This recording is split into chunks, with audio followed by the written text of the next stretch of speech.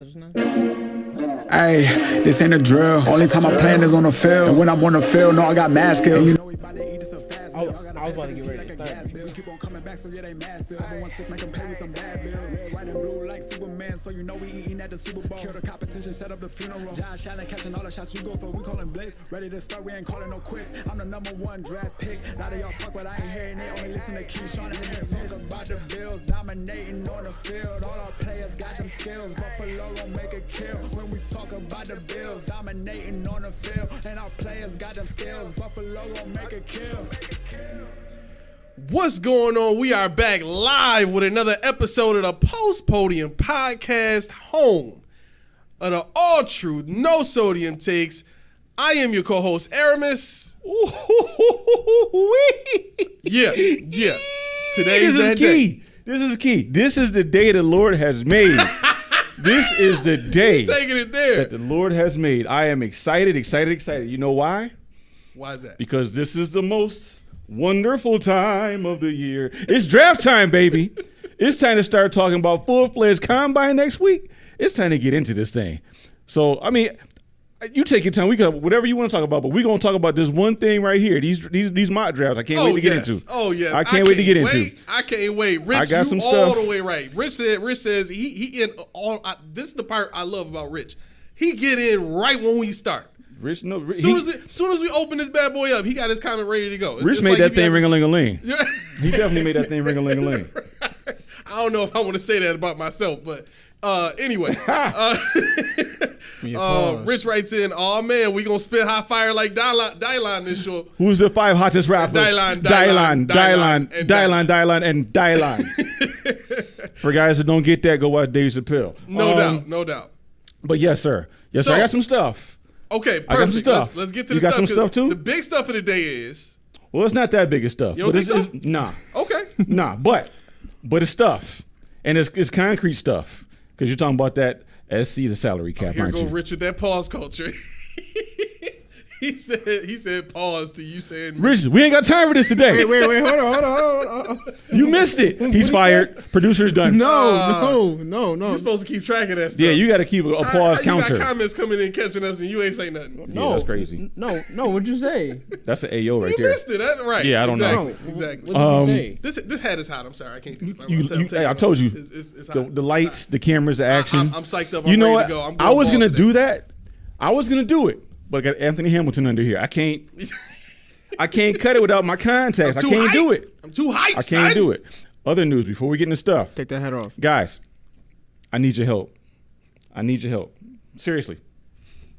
We're at what, 96 subs right now? 96. Yeah. 96 subs. Now, some help. what I found out, my mom is not subscribed and she does not have a YouTube account. What she said to me was, she will get one when we have 99 subs. She will be our 100th sub. No way, that's cold-blooded. That is cold-blooded. So, I need you guys to help me out and put in the comment section, Mama Hammond, MAMAHAMMOND. Just put it in there. I want some comments. I want people interacting right now. And I'm going to say this every once in a while, so get us some subs. We only need 3. Only 3 today. That's all I want. True, that's all I'm asking for. Because with that 4th one, I know where it's coming from. I think we can get it. We definitely. I think we can get it. I believe so. Yeah. However, stuff we heard. You ready to get mad? Oh, I wasn't ready for that. No. Watch the picture. You know it's coming. Oh, Rich. Okay. Ha ha! You can't see it. The picture is Sean McDermott. He's got the blue hat on with the red brim. He's got the playoff beard. He's got the immaculate Bills logo over the finely sculpted chest muscles. Oh Lord, help me. So what he said, or I'm sorry, what somebody said about us. So it's not really Sean McDermott talking. Okay, this was Sports Illustrated's Anthony Lisardelli on the Bills potentially drafting a wide receiver in round 1. He says one more star weapon may be what the Bills need to get over the hump, and said prospect could be available when they're on the clock. But the internet-wide assumption is that a receiver with the pick is ambitious at best and a nasty case of groupthink at worst. So basically what Mr. Lisardelli is saying is that he doesn't think that we're definitely going wide receiver in the first round, which I can agree with, depending on how it falls. Now, there are 3 names. Okay, we'll say 3 names that if they're sitting there at 28 Now we don't take him. I'm on board with the hate. I'm on board with the flaming. Okay. That's Brian Thomas Jr., Okay. Troy Franklin, or my boy Xavier Worthy. If those three are sitting there at 28 and you pass on them, I feel bad for what's going to happen to you. I feel bad for what's going to happen to you. What if Sweat falls to him? Sweat he'll be there. He'll be there. Okay, so Sweat falls and he's there, and you got to choose between One Sweat. tech at 28, man, that's tough. But What do okay, you mean Sweat. one techs don't typically go that high. Ooh, no. Wow. There's not a lot of one techs in this draft. There's you know what I realized too, looking at the roster. Not real ones. No, what I realized too is McDermott never really had a prototypical one tech. If you look at it, That's true too. Daquan Jones is only 6'3", 308, 307. It's not what you expect, but he holds down the fort. Right. So I think, and we'll get into it more because this is a defensive line review today. But I think that we'll find some correlations within this draft and what they can do when we break down the draft pool. Rich, I could definitely say this would piss both of us off. He says, I'm placing a wager we will be going for an offensive lineman in the first round. It'll be unexpected. Yo. I would definitely blow a gasket. I think I might too. Yo, an offensive lineman? Like, backup. even if it's a center. He'd be a backup, though. That's the thing. Like, that's the thing that kills me. He'd be a backup. Right. Like, knowing this team, it's going to take somebody coming with a major offer or somebody refusing to restructure their contract for them to end up cutting Trey White. Mm-hmm. Right? Just because of the personal stuff involved with that. They love Trey White. He was the first draft pick of Sean McDermott. That's tough. Right. Right? And then when you think about, who's in the way of this offensive lineman, it would have to be a center that they would draft if they're getting a guy in the first round. Right, because every other position is filled with a young-ish guy, right? And they're not going to cut Mitch Morse in the midst of what they think is still their Super Bowl window. I'm not saying it's closing. I'm not saying anything like that. Right. But in their minds, they still got this guy under contract for another year. Why cut him? With their best offensive line in how long? Right. This offensive line was top 5 last year. If they take Rich, they take an offensive lineman number 1. You won't see me on this show for about a week. Yeah, there's gonna be some looting around the studio. I'll be somewhere balled up in a shower with water coming across my forehead. May not be a large crowd, but I'll just start looting people's houses. Like, this is all my stuff. I'm looted anyway. Radio, no. So, in other news, the 2024 salary cap has been released. This is what you're interested in. Yes. So we actually have $13 million less than we thought we had to worry about before the announcement came out today. That's a big deal. $13 million is a big deal. It's a big deal. That's a Gabe Davis contract. It's a big deal to a degree because we are now in the worst cap shape in the league. But the problem with the increase is, if you think about it, it's been raised by a percentage. So what happens when somebody's in a contract year and they want an extension?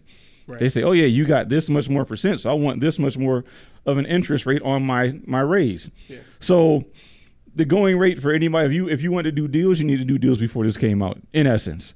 But yeah, I mean, you look at, let's see, I have the numbers here as of, when was this last updated?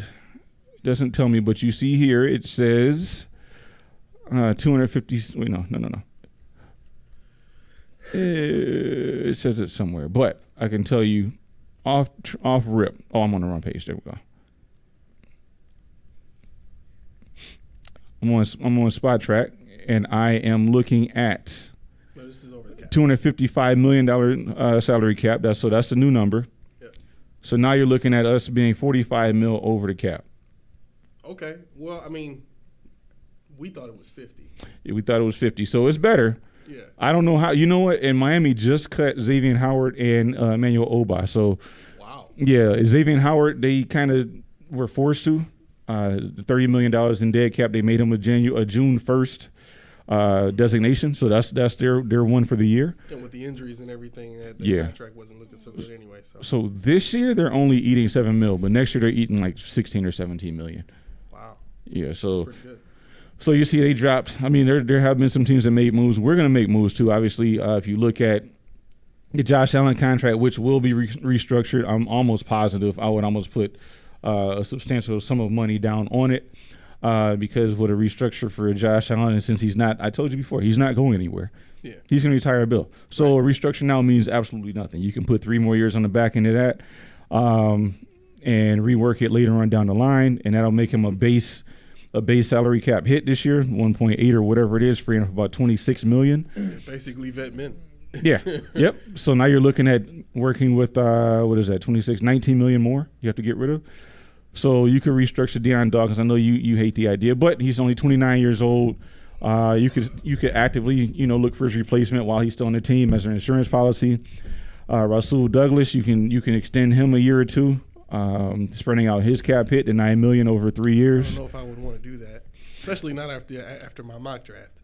Well, I mean, the thing is, if you want to keep him around for this year and make things happen, that'd be an easy one to do because you can restructure it in a fashion that you would give your mock draft guy a way to ease into the role. And if not, these guys pay out the butt for old guys anyway. So right. There you go. He's already on the team. He's on the system. Old guy in the room. Yeah, he's got to have an old guy in the room. That's true. So I mean, that's a way of doing it. I'm sorry, guys, you can hate me now, but Trey White, you may have seen the last of him. And Jordan Poyer could be cut. I'm not saying it will happen because you have to see how they're going to deal with their safeties. I thought his contract was up. No, he's got a void year. So yeah, he technically no, his void year is after this, I believe. So yeah, he's on the contract for this year. They can get out of it after this year. They can get out of it this year. I may have to do another mock draft. Oh, I've done a couple. The one I made, dude, the one on your site I did, it was so unreal. I said no way. It was so unreal. I said no way. Come on, seriously? But the trading system on this one is way better. Well, I didn't trade. I didn't mess with it. But yeah, you can explain that. Like once. Okay. Go ahead. No, you know what I did? What? On my Facebook page, on our Facebook page, on my Twitter page, I put the links to the show and this the mock draft link you used. I said, hey, oh sweet, you guys want to talk about mock draft? Let's do them together. Yeah. So hopefully Lindsay gets in with hers. Hopefully she gets in with hers, or we can put them in the comments or something. We can discuss a wrap, or we can do after hours on our Facebook page or our Twitter. Yeah, I mean, you guys, hey, if Twitter don't close, our Facebook don't close. If you guys want to talk about something we ain't talk about on our show, hit us up.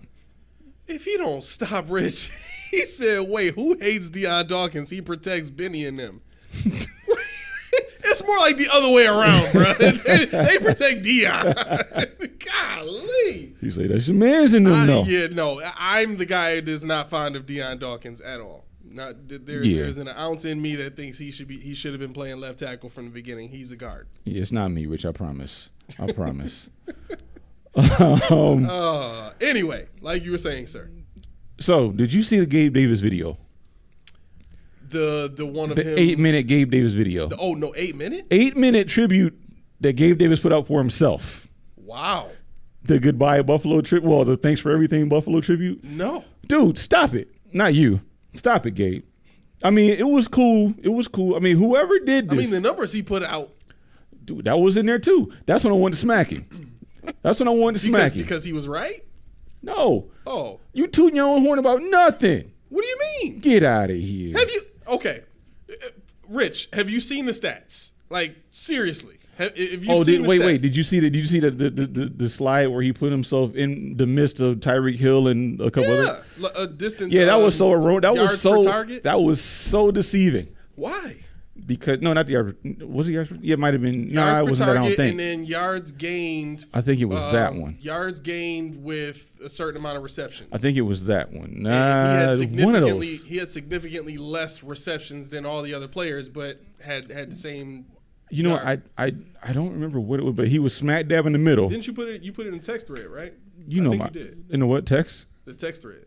See, that's the thing. I got to fix that. Let me see if I can find it. I got to fix it. I should be able to find it.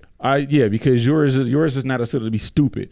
I got mine like on 50 and it's gone. Language. I don't know why. Huh? Language. I haven't figured it out yet. Language. I'm old. What? I can't say stupid? Ken is watching. Language. Ken knows not to say stupid. He's the one that told me how to curse without cursing. What are you talking about? What are we really doing? But why are you saying stupid? Tell me about this shit. I didn't say the T. Right. Wasn't no T. It's not a full word. Wasn't no T. Wasn't no curse word. Can't get out of here. But it's still a full word though. Like, man, watch out with that nonsense. So Oh, yes. yeah, here it is right here. Okay, so on his name is like smack dab in the middle. Yep. And so it's blue. Wide receivers averaging 800 plus receiving yards, 8 plus touchdowns, and 17 plus games per season. I don't think that's it. Yeah, so It's like on he this- has his number's like 300 and something. Yeah, on this list, the players are CeeDee Lamb, DK Metcalf, Mike Evans, Steph Diggs, and Tyreek Hill. Okay, so the CeeDee top Lamb's got 609 right. targets. Okay. DK Metcalf has 542 targets Okay. to hit all these numbers. Now we're talking about 800 plus yards, 8 touchdowns, and 17 games per season. Okay. Right? Mike Evans has 564, Steph Diggs has 721, and Tyreek Hill has 717. Gabe Davis has all these same numbers with 336 targets. Okay. That is it. So basically saying I'm the best. In a sense, he's accomplished all this with less opportunity. Ain't wrong. Less opportunity. I mean, let's look at, no, I'm not saying you. I'm saying let's Oh. look at snap counts. Don't forget that bogus nonsense. His average depth of target has consistently been number 1 in the league. It's not hard when that's the case. So Well, when you only run deep routes the Right. whole entire game, I right, get that's what I'm it, I saying. get it. And I'm not arguing with you because it remains. But you're talking about look what I did. Tyreek Hill don't just run 9s. Steph Diggs don't just run 9s. CeeDee Lamb don't just run 9. True. Boy. But so okay, would you be willing to concede that if Probably. that's all he, if those are the only opportunities he has, like think about it like this: what if he was brought in and he was given an opportunity to run the routes that Steph Diggs runs? Might he have gotten more targets, right? So when I'm trying to be objective and think about the situation like that, if he's only been asked to run those deep routes, those deep ends, those deep posts, those streak routes, if that's all he's being given, then everything that he can do is restricted within those 3-4 routes, right? So can we really bang on him for doing the best that he can with 4 routes that he's been given? What? Pause, bro. I can't say bang on him. No, you can't say bang on him. Just pause a moment. And that was egregious. That was egregious. We can't. I knew he was going to do that on that. You see my face. I was good. So all I gotta do is say it fast, and it won't register. He won't catch it. No, I'm gonna catch you either way. Later, he'll catch Okay, in the all right. rewind.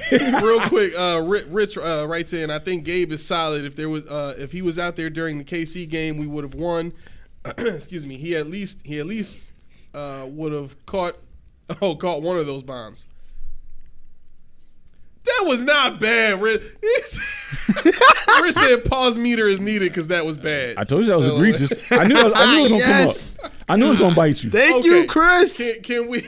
Yes. Can we criticize? Now I have to use proper words. Can we criticize?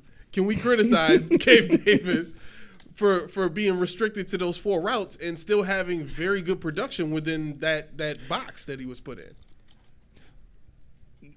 Well, no, but what I think what I'm fumbling through right now is trying to figure out why is that all he was running. Okay, so while you do that, I'll go over the other stats that Sneaky Joe tweeted out that you put in the text thread, right? So between 2020 and 2023, Gabe Davis is first in the NFL in first down rate at 78.9%. He's first in the NFL at touchdown rate at 17.8%. He's first in the NFL at depth of target average at 16.3.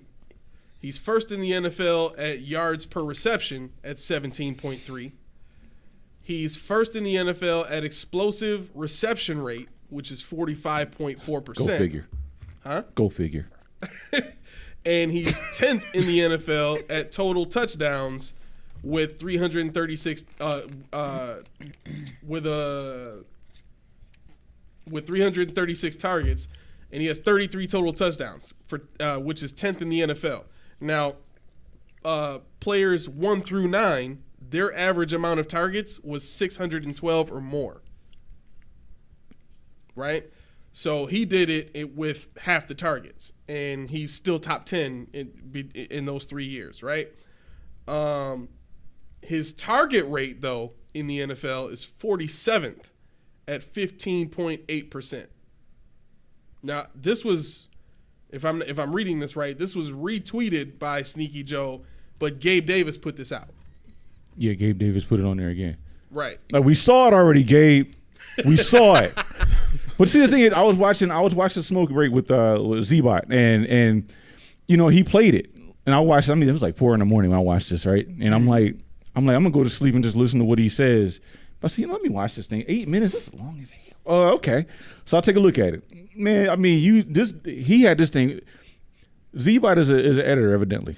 And he said this video that he put out is gonna take some serious doing. He had voice splicing, he had interviews, he had media coverage of himself in this thing. I'm like, my boy, for what? just right off into the sunset. Right. I mean, you come on now. We saw you doing too much. You're doing too much. Nobody here hates you, but nobody here loves you either. They do hate him. They was throwing snowballs at him and stuff like that right after the playoff game ended. Why was that? Huh? Why was that? Did he say something? No, they were just drunk. They were just drunk. But somebody tweeted out the video of the fans arguing with him, and you know, he was visibly upset and arguing with the fans, arguing back, screaming back at him, to the point where one of the other players came and got him, tried to, like, you know, bring him back, like, come on, let's go. And even at that point, people were throwing snowballs at him as he was leaving. Like, it was banging him out. He must have called somebody out their name. That's a pause moment. I knew that, but I wanted to see what he was going to do. Hey, you just... I was hoping to slide it past. Why he catch mine? You've had two egregious ones. He missed that, but mine he catches like, So, anyway. Yeah, I was interested in that comment, Cat Mac. Is that Mel? Might Cat, be. Cat Yeah, it's Mac? probably. Yeah. I just need you to clarify that. Like, I didn't understand what part of the conversation that was referring to. Probably a pause moment. It was not a pause. Okay, I'm not gonna be the victim of this culture developing in this building. I refuse. It looks like, honestly, it looks like. I'm sorry, don't say anything that's not in the pause moment. He can't. It looks like even in college, Gabe Davis was majorly used as 20 plus yardage downfield targets. If that was horrible English, but you know what I mean. And it looks like, honestly, it's funny about it. His reception percentage was pretty much abysmal. It's pretty much abysmal. 39%, 36%. And like we went through, this is not necessarily drops. This is overthrows. You're in college. I don't even know who his quarterback was. So we would have to do a real deep dive, because I think this is if we're trying to get to the truth of how good his hands are. Because that's ultimately what we're talking about when we talk about, you know, catch percentages and all that kind of stuff. Well, I'm giving him grace. I'm giving him grace on that because I'm thinking it's just overthrows and I mean, it's a deep throw. Everything is deep, so it's not really him. And that was kind of my thought process too. Mm-hmm. If he's running all deep routes, then every ball that gets thrown to him is a 50-50 ball. Pretty much. And so the average catch rate on a 50-50 ball is probably going to be no higher than 50-50. Right? So anything less than that becomes his catch percentage, because most of the routes that he's running, he's got a shot at a 50-50 ball. You see what I'm saying? No, I mean, to a degree, yeah. I mean, you're not wrong, taking everything into account. What I'm looking at, I mean, like I said, I'm over here just on the fly. This is how polarizing Gabe Davis is. That we're still talking about. We're talking about when he's gone. A week later, right? He's basically already gone. He's out of here. He's already sent videos and stats and told us that that we can suck it, and he's going to make us pay. Okay. I don't know why you didn't think that was going. I don't be thinking about this stuff. I just say it. I just know it now. Like I don't have what is it called? I don't have a filter in my brain that's like, dude, I just know it now. If you say "suck it," somebody might take pause. Like, I don't have that. Like, he's he came here ready for this. He did. He asked us before the show. So end the show. You guys aren't gonna have me rolling again, are you? Like, he was hoping for this. Like he was praying for this moment. This is it for him. Let me turn his mic down. People just hearing him yakking in their ear. So according to this, Gabe Davis is on the lower echelon. Actually, he's one of the lowest in yards separated by wide receivers. So why I say that is because you're actually correct. You're absolutely correct, because if you don't get any separation, everything's a 50-50 ball. Yeah. Marquise Brown don't have that many 50-50 balls because he outran everybody. Yes. You know, which is why we need to sign him. No. I was hoping to catch you. No. He was watching good. Whoa, No. whoa. I'm paying complete attention. But I mean, the thing about that, I just was curious about what people's opinion of the video was. Like, did anybody cry? Anybody have any sadness in their heart when they watch this? Are we really going to miss Gabe? I'm not, because I think they're bigger and better coming out in the draft, and possibly, as we talked about, in the free agent market. So this is something I just heard, and I thought it was hilarious. Cam Newton, did you see what he said? I guess somebody asked him, or he was responding to a clip of, I think it was Patrick Beverly doing some kind of press conference or whatever the case may be. They ask stupid questions just to get personality out of them. Uh-huh.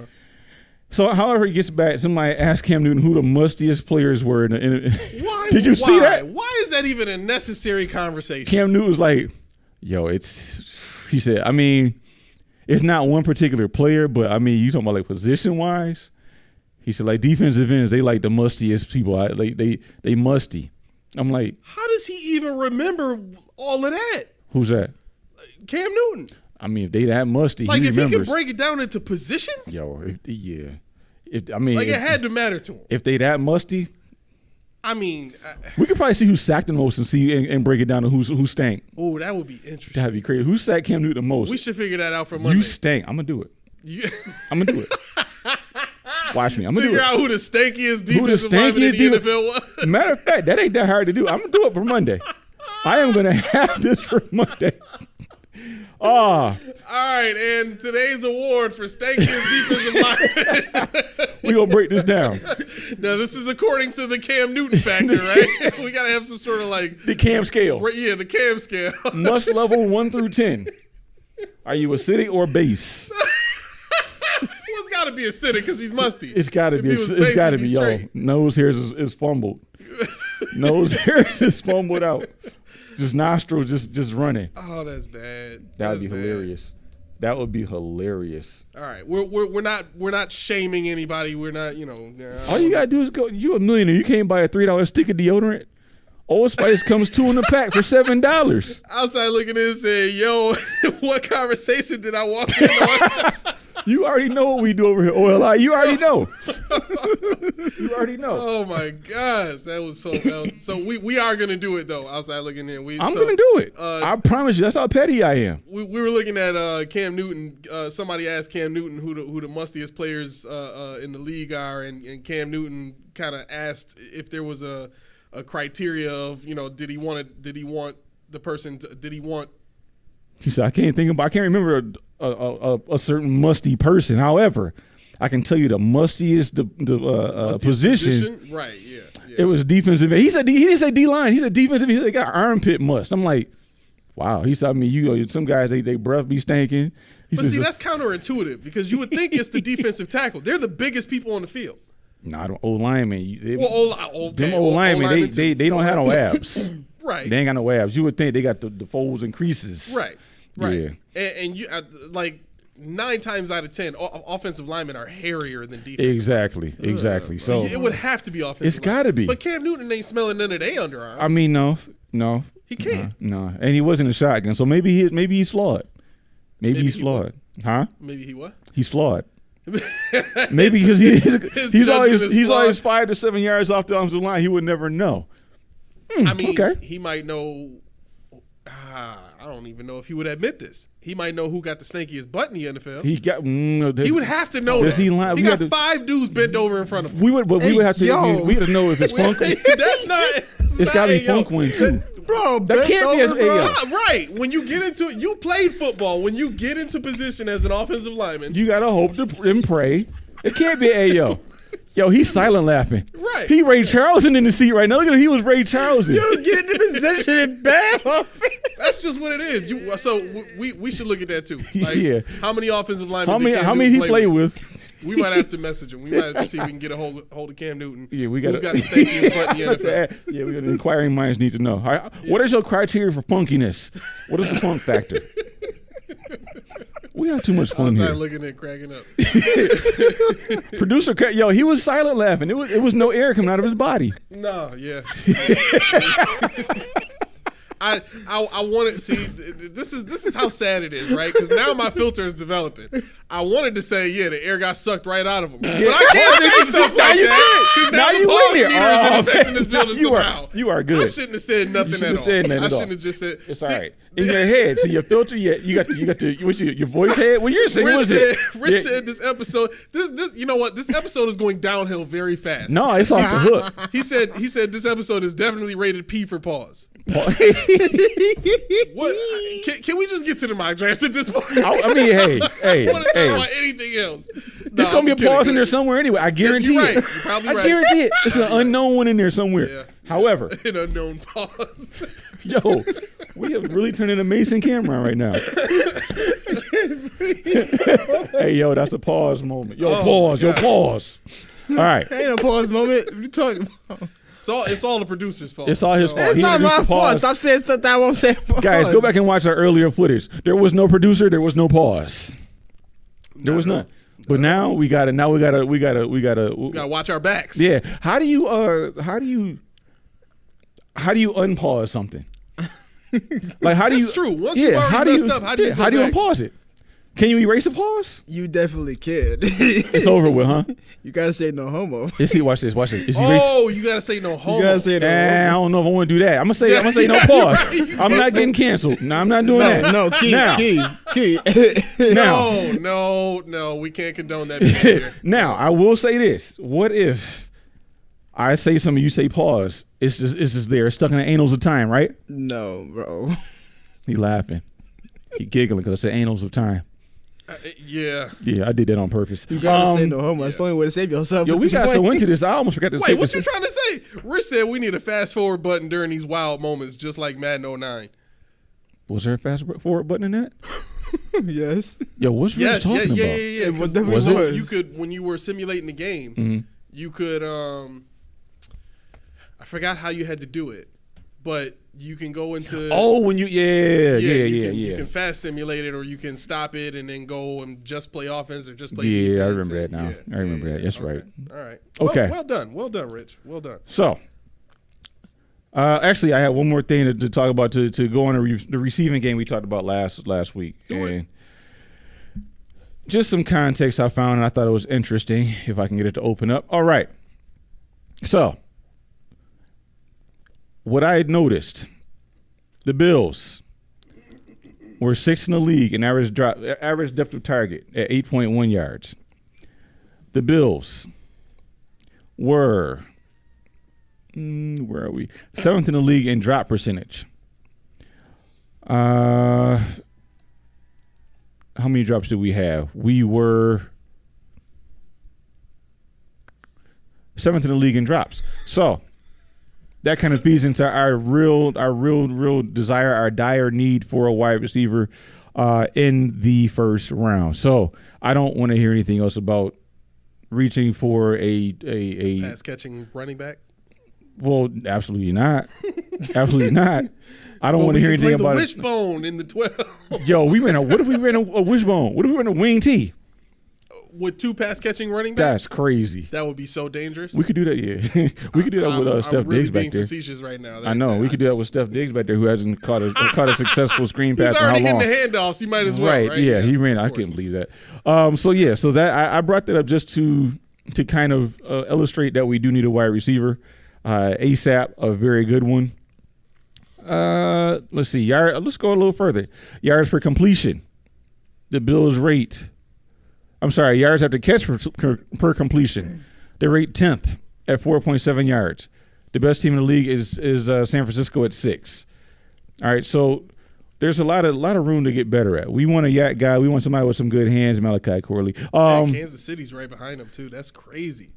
I mean, if it ain't people would say they didn't have any receivers this year. If it wasn't Kelsey, it ain't nothing. They went for broke over there. But let's really think about who they've had this year. Mm-hmm. that has caught passes and taken them further than the point of catch. I think this is the Kadarius Toney effect. He started, but how many what drops did he really have? do? All what were his stats? Hold on. How many drops did he? All I care about is how many drops did he have. I could look that up pretty quickly. Kadarius Toney. If I could spell it, Kadarius Toney, EY. All right, so he had 27 catches, 169 yards. How many targets? I don't Doesn't have say? his targets. No. Okay, I can find it. Go ahead. Go to Football Reference for that. No, go ahead. Go ahead.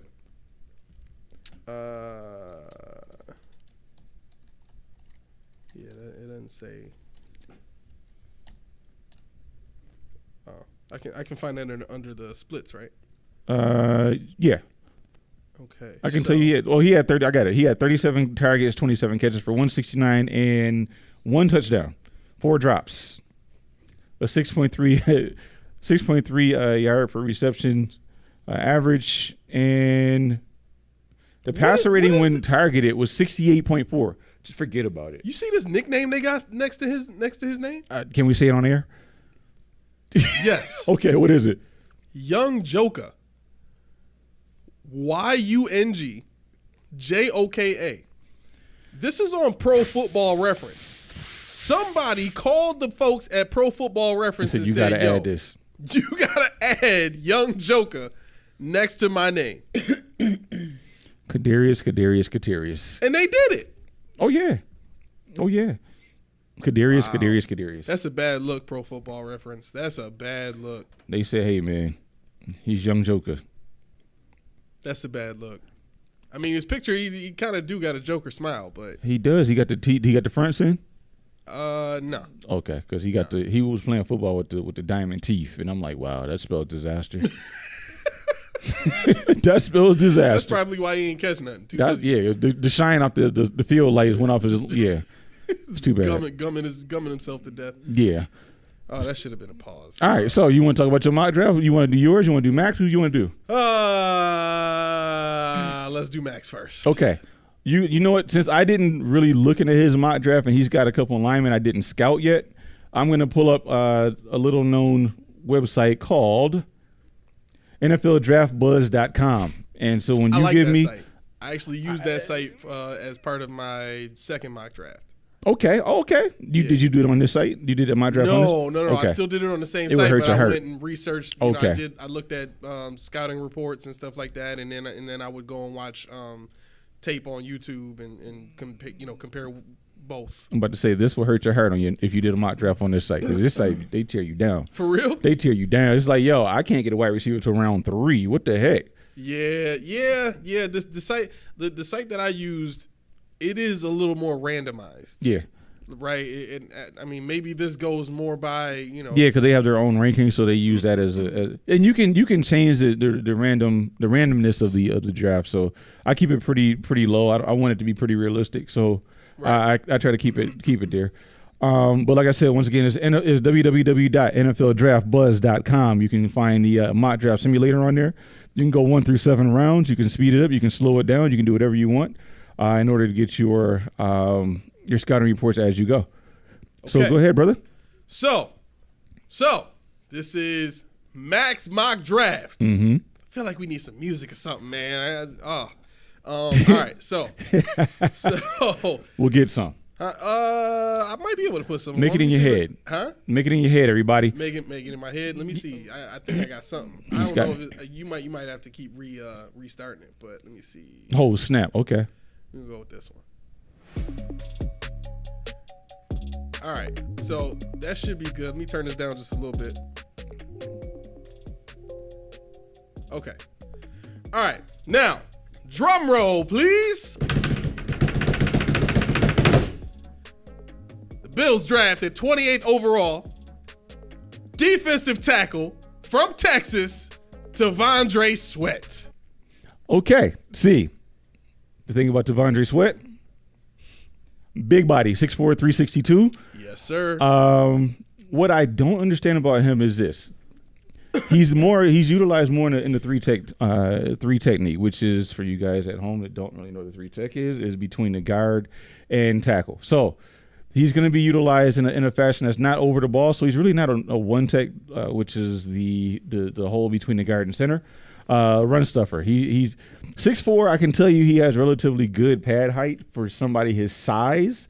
I know it's near and dear to my heart trying to play defensive line myself. The pad height for somebody that height in itself is just hard, and now you're carrying around 364 pounds with it. Mm-hmm. Just stand low.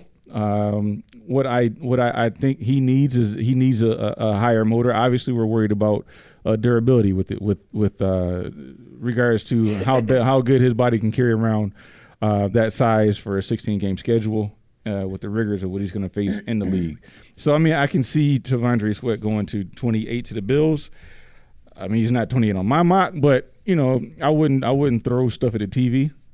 I don't think, unless I'm just the saying he's a aforementioned big wide body receivers are guy. there. Mm-hmm. If we're looking for a real nose tackle that has some pass rush ability, Mm-hmm. this is the guy that we need to go after. There's maybe one other person in this draft that I like to come in and start day one, and he's not even a first round or second round, pick. Mm-hmm. He's a later round draft mm-hmm. pick, but his size, his ability, I actually have this guy on one of my mock drafts, but this is the guy. Mm-hmm. If you're gonna draft that position and you wanna make absolutely. sure that your defensive line is gonna be, first round picks, young mm-hmm. guys, lower contracts. This is you got to do it. You got to do it, and especially in a wide receiver deep draft like this, where you can get guys in the second and third round that can still come in and start on this team. I think it's not a bad move at all. Okay, now pick number 2 with the 60th overall pick, the Buffalo Bills select Malachi Corley. My man Yak King. Yo, man, Yak King. Now, see, Steve Smith has spoken. I think, and Mac has listened. I think Malachi Corley, honestly, I like a lot of what he does. That's one of my favorite wide receivers in this draft. Second round is a little high right now for Malachi Corley, I think, coming out of Western Kentucky. So what you're looking at with regards to him is somebody that does not shy away from contact. He was recruited as a running back, honestly.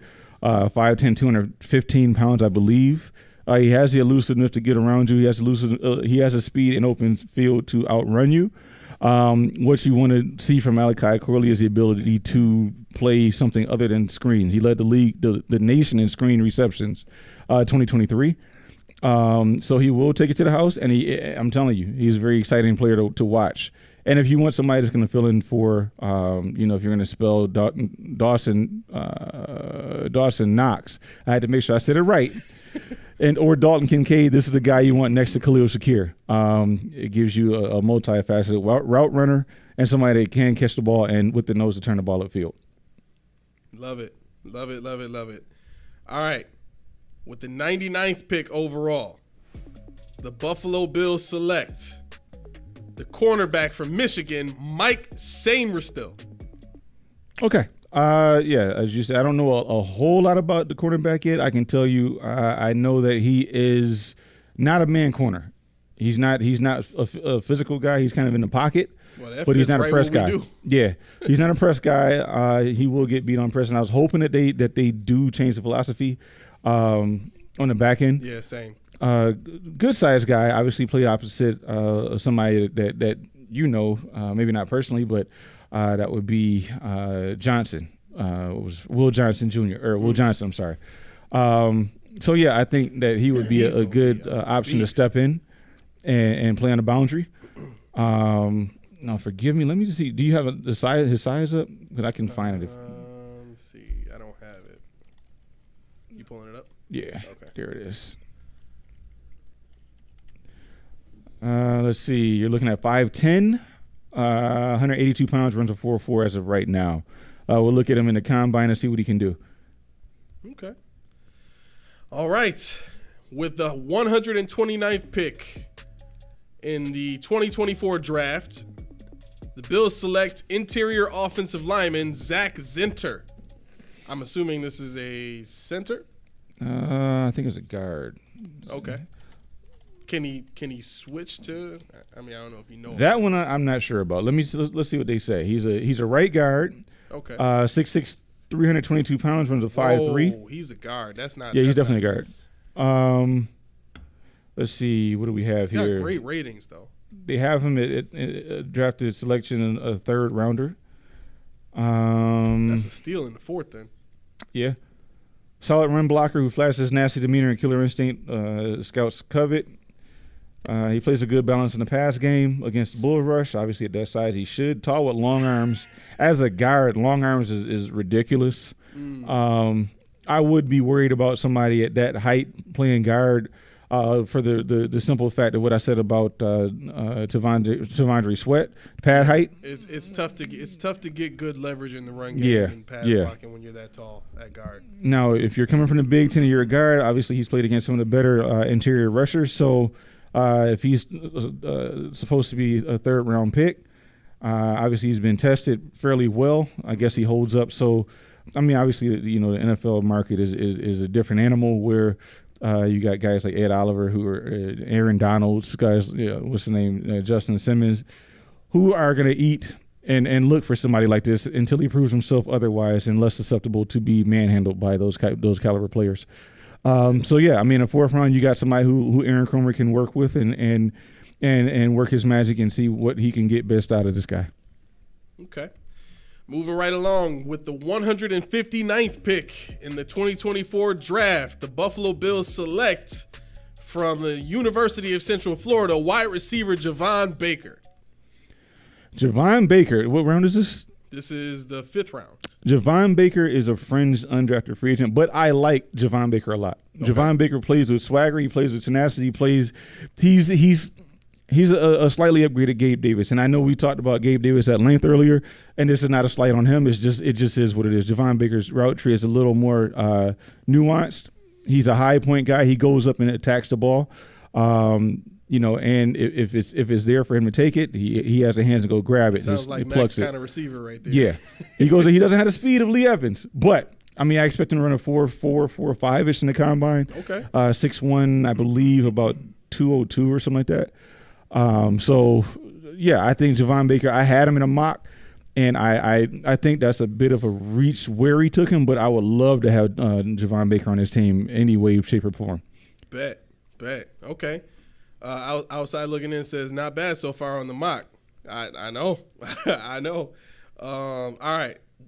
With the 162nd pick in the 2024 NFL Draft, the Buffalo Bills select edge rusher from University of Houston, Nelson Caesar. This dude's got a little bit of bend to him. Nelson Caesar, University of Houston. Honestly, I didn't even look at him. You looked him up? Yeah, I watched a little bit of tape on him. He's got some good speed. He's a little undersized, but he's got some decent speed, right? And for him to come in at that size and develop under Von Miller, I could see the development there. I could definitely see that being something of value to the Bills for sure. I was a fan of Thomas Nkoum at Central Michigan, and they have him as the similarity level at 91%. Wow. I mean, Nkoum was a good pass rusher. He wasn't a bendy guy. He wasn't a guy that speed rushes. He just got there. He was a little bit of a power rush hybrid. Yeah. That's kind of what I equate Von Miller to, like in this day and age right now, right? He's more of a power rusher than anything else. He still has the know-how. He's like that old timer that goes to Delaware Park and says, "Let me see the rock, young man. Let me see that rock, young timer." But yeah, no, I think at this point in time, I think anybody that you can draft that has some kind of skill that Von can work with is a good draft. Let's see, just while I have it up. Once again, NFLDraftBuzz.com is where I'm getting this reference to. Let's see. He plays with leverage at the point of attack, whether inside or outside. It keeps eyes in the backfield. Caesar has the quickness and flexibility to consistently dip and bend around the edge. So it says he has a dip and bend, but I don't think his dip and bend is what you expect. That's when why you say he's got a little bit to him. It's not a lot. It's not elite. It's not what you expect when you really talk about a bendy guy, which is fine. because I can tell you that Latu and who's the other guy? I forget who the other guy is going high. They're not bendy guys either. They just make it happen. They go, they attack the outside shoulder, they got a good punch, good club, and they go, they attack close and swim moves. Right. So I mean, there's nothing wrong with that at all. Okay. All right. Here we go with the 198th overall pick in the 2024 NFL Draft. The Buffalo Bills select safety from Wake Forest, Malik Mustafa. Okay, Malik Mustafa. Let me look at his size here. Once again, I don't want to misquote him, but I'll have something better for you next time we talk. I believe we'll either do him or we'll do linebackers next. Mm-hmm. Malik Mustafa. We have him at 5'9", 210. So he's a shorter box safety, strong safety, if you will. Okay. Let's see. They have him. Kind of reminds you of that Bob Sanders type, right? At that size, yeah. They have him as a Cam Taylor-Britt. Let's see. He's a 1,300-pound lifter. So that's his bench, squat, and clean added up, 36.5-inch vertical. So he's going to test really well at the combine. I'd encourage people to delve into his tape more so than anything, because he's going to wow you if you watch him in his metrics on. I believe that's going to be next Friday, I believe. He's good in run support, aggressive tackler. He's very very aggressive attacking receivers and their blocks. So basically, he wants to obliterate anybody that gets in his way. He has a straight line speed to take it to the house, which we obviously can tell by the fact that he has a 1,300-pound lift total. And he was clocked at 23 miles an hour at his top speed. So, I mean, not a bad get. He's slated to be a 5th rounder. It definitely sounds like Bob Sanders right there. Definitely. All right. 4 picks later, at 222 overall, the Buffalo Bills select linebacker from Notre Dame, J.D. Bertrand. Okay, J.D. Bertrand, I can tell you he's a run guy. He's a good linebacker if you're looking for somebody that plays against the run. He's not really going to be a pass rusher, so to speak, but he has good coverage ability, and you're not going to get off the big rush when you're running towards him. He's not afraid of contact. He's not afraid of putting his nose in the hole and getting dirty. Like I said, I would like to see him develop some kind of pass rush ability, because I think under Babbage, you're gonna, whether it's him calling plays or not, he likes guys that are versatile and can drop back in coverage and rush the passer with some kind of threat. Okay. Beautiful. Lindsay just got in. What's going on, Lindsay? She said she just got home from work. Oh, we're going through Mac's mock draft right now. He couldn't make it in today, but he sent us his mock draft, so we're going through that right now. We are I think we're at the end of round 6, about to go into round 7, right? I believe 209. So. He sends you guys his love. No doubt, every time. Feel it. Feel it. Feel it now. Feel it. Do it now. All right, so at pick 209 in the 2024 NFL Draft, the Buffalo Bills select quarterback from Tennessee, Joe Milton. About time. Okay. Where should we start? No, Joe Milton is going to be heralded as somebody that, if he's under the right tutelage, the right system, can emerge as a Josh Allen light. He's got the breakaway speed. He's got the ball skills, the run skills, the arm talent. You can see this guy do backflips on YouTube. You can see this guy throw the ball 70 yards in the air. You can see this guy really, he absolutely goes. What you're worried about with Joe Milton, 6'5", I think 235, 240-ish. With regards to Joe Milton, you're worried about his accuracy. You're going to be worried about scheme complexity. He was a transfer into Tennessee. I forget offhand where he came from, but I can tell you that as a backup on a cost-controlled salary for 3-4 years, you can't lose, especially if you're trying to pair or not lose in a system where you have Josh Allen already. I think Joe Milton after a while can jump in and learn what it takes to run this offense. and I would be more than happy to give him the keys to the ignition and drive the vehicle, especially with Steph Diggs and one of the wide receivers that I or you drafted in our mock drafts in the first round.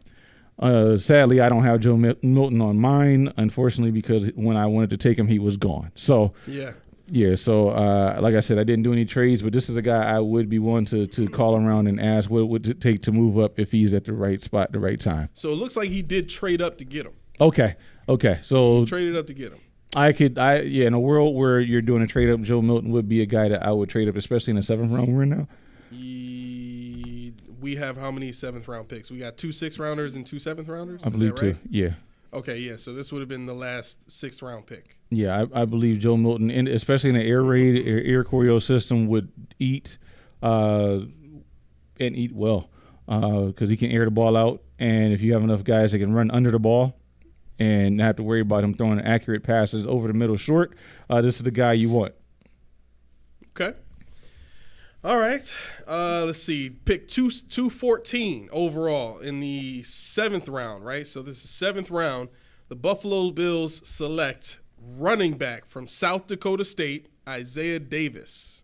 He traded up to get this guy. He really wanted a running back. Yeah. Let's see. Well, Isaiah Davis, he's a workhorse back, Good they say. size, man. Look 6 feet, but you know what I say? 220. You know what I say, though? What? In the 7th round, who cares? Because he's going to probably be behind Ty Johnson and James Cook anyway. Yes, I'm saying Ty Johnson's coming back.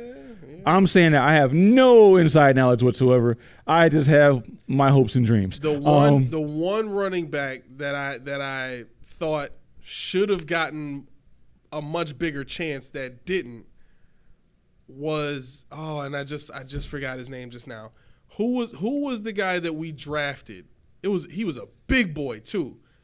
Carlos Williams. Carlos Williams. Yeah. Carlos Williams should have gotten way more of a chance than he got here. Yeah. Could have been a great back for the Bills because he showed it early on. Yeah, I think his issue was he kept getting hurt. He had a couple concussions because of the way he ran. Oh, really? Yeah, Okay. he was a physical guy. He knocked himself silly a couple times. This was before concussion protocol. Imagine where he'd be now.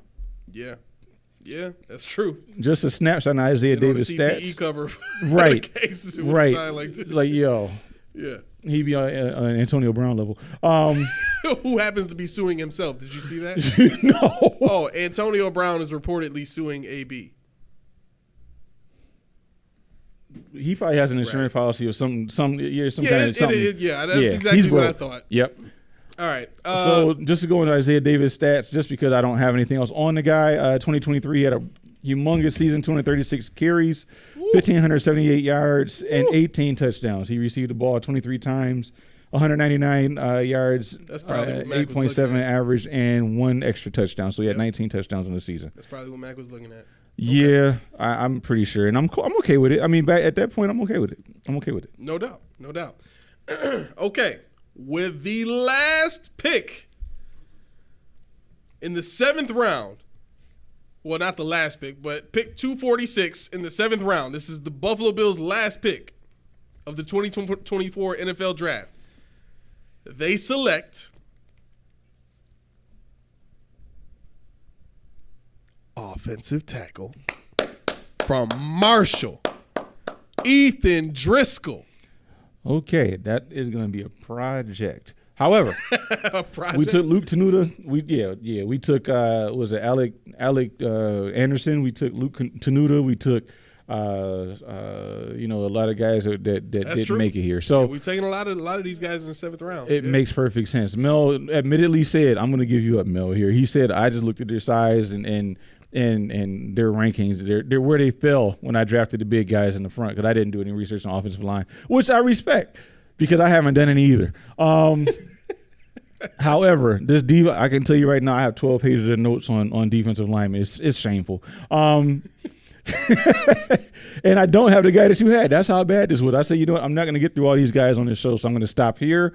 But yeah, so I can tell you out of Marshall, he's going to need some work in the passing game, I believe. Obviously Marshall plays in a division where not a lot of talent comes out anymore. When they were in the MAC, I still have nightmares about Marshall beating UB every time they played. The likes of Byron Leftwich, the likes of, well, Randy Moss luckily was gone before they played UB, but I remember at one point in time, every one of their wide receivers ran at least a 4.2. So, yeah, I can tell you right now that what we're looking at is somebody that Aaron Cromer is going to have to stay up long nights. He's going to be at home watching a lot of film with this guy. How can I make this work? Because I know I can do it. The size is there. I just got to mold him. Mold me. Right. Could you hold me? Could you hold me? He's going to have him in that film studio watching a lot of himself. I can tell you that. But if there's a will, there's a way. Solid draft by Mac. I can tell you solid draft by Mac. I think I don't know what my favorite pick is. Maybe Joe Milton. Because just where he got him, I don't know how far he moved up without looking at his draft personally. But I have two actually. I really like the Zinter pick. Mm-hmm. I love his size. I love what that would mean for being able to get rid of McGovern. Honestly. Man, if that was the case, they had to eat that money. But yeah, we could figure that out. Yeah. It's not a lot though. It's $23 million, and he's a year. He's already a year removed. So, I don't know what his ramifications are this year, but yeah. And then I really like the T'Vondre Sweat pick. I know you do. I loved it. I can't believe you said that. I saw this. I was like, yes. And I saw that. I said, no.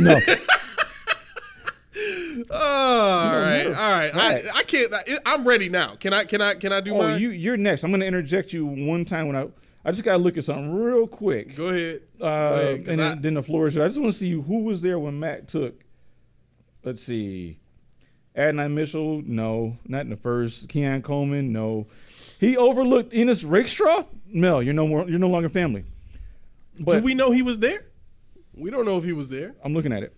Oh. I'm looking because what happens on this site after you look at your draft, they show you all the other picks. That was the one thing I really liked about this site too. Guys, you know what I hate about this site? It had Roma Dunze going 26 to Tampa Bay.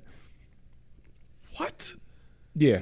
It has Brian Thomas 8. Okay, so let me read down the wide receivers. The beginning of his draft made a lot of sense, though. Marvin Harrison. I saw Marvin Harrison actually going 1 overall. I actually saw a draft where Caleb Williams doesn't go until 11. I think one of the ones I did had Caleb Williams going 12 to the Raiders. Yeah, I mean it's realistic. Malik Neighbors to Arizona at 4. Marvin Harrison to the Patriots at 3. Let's see, who else am I missing? Brian Thomas to the Bengals at 18. Roma Dunze to Tampa Bay at 26. And then, everybody else will be a reach. So, in this one, T'Vondre Sweat would have made the most sense. Or a trade back. Okay. And actually, you probably could have did both. You could have traded back about 5 or 6 picks and still got T'Vondre Sweat.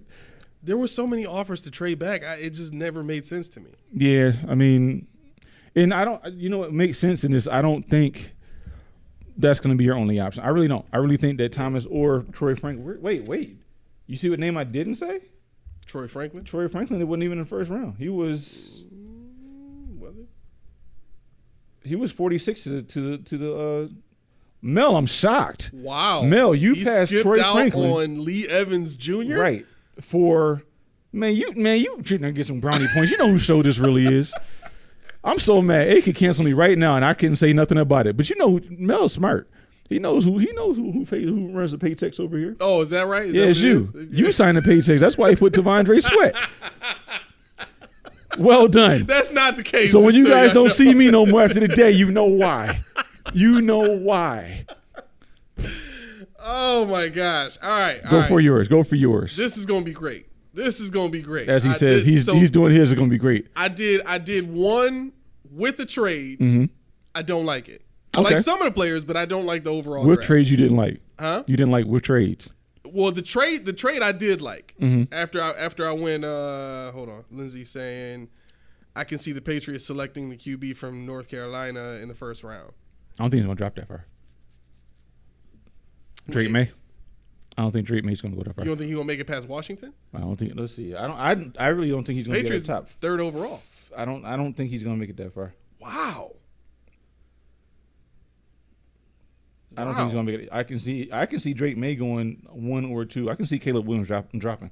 I can see him dropping. The reason why I can see him dropping, I didn't talk about Caleb Williams when we did quarterbacks because obviously he's not a Bill. Right.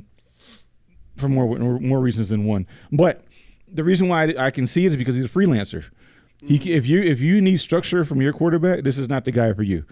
I mean, if you need Tua Tagovailoa, Caleb Williams. Right. If you need Tua, if you need Brock Purdy, if you need somebody like that to play in your offense, Caleb Williams is your now, guy. that's the way the Patriots are structured on offense. Yeah. Well, I mean, they lost their offensive coordinator. They lost their offensive coordinator, but I mean, I don't think a lot of teams are going to feel confident enough.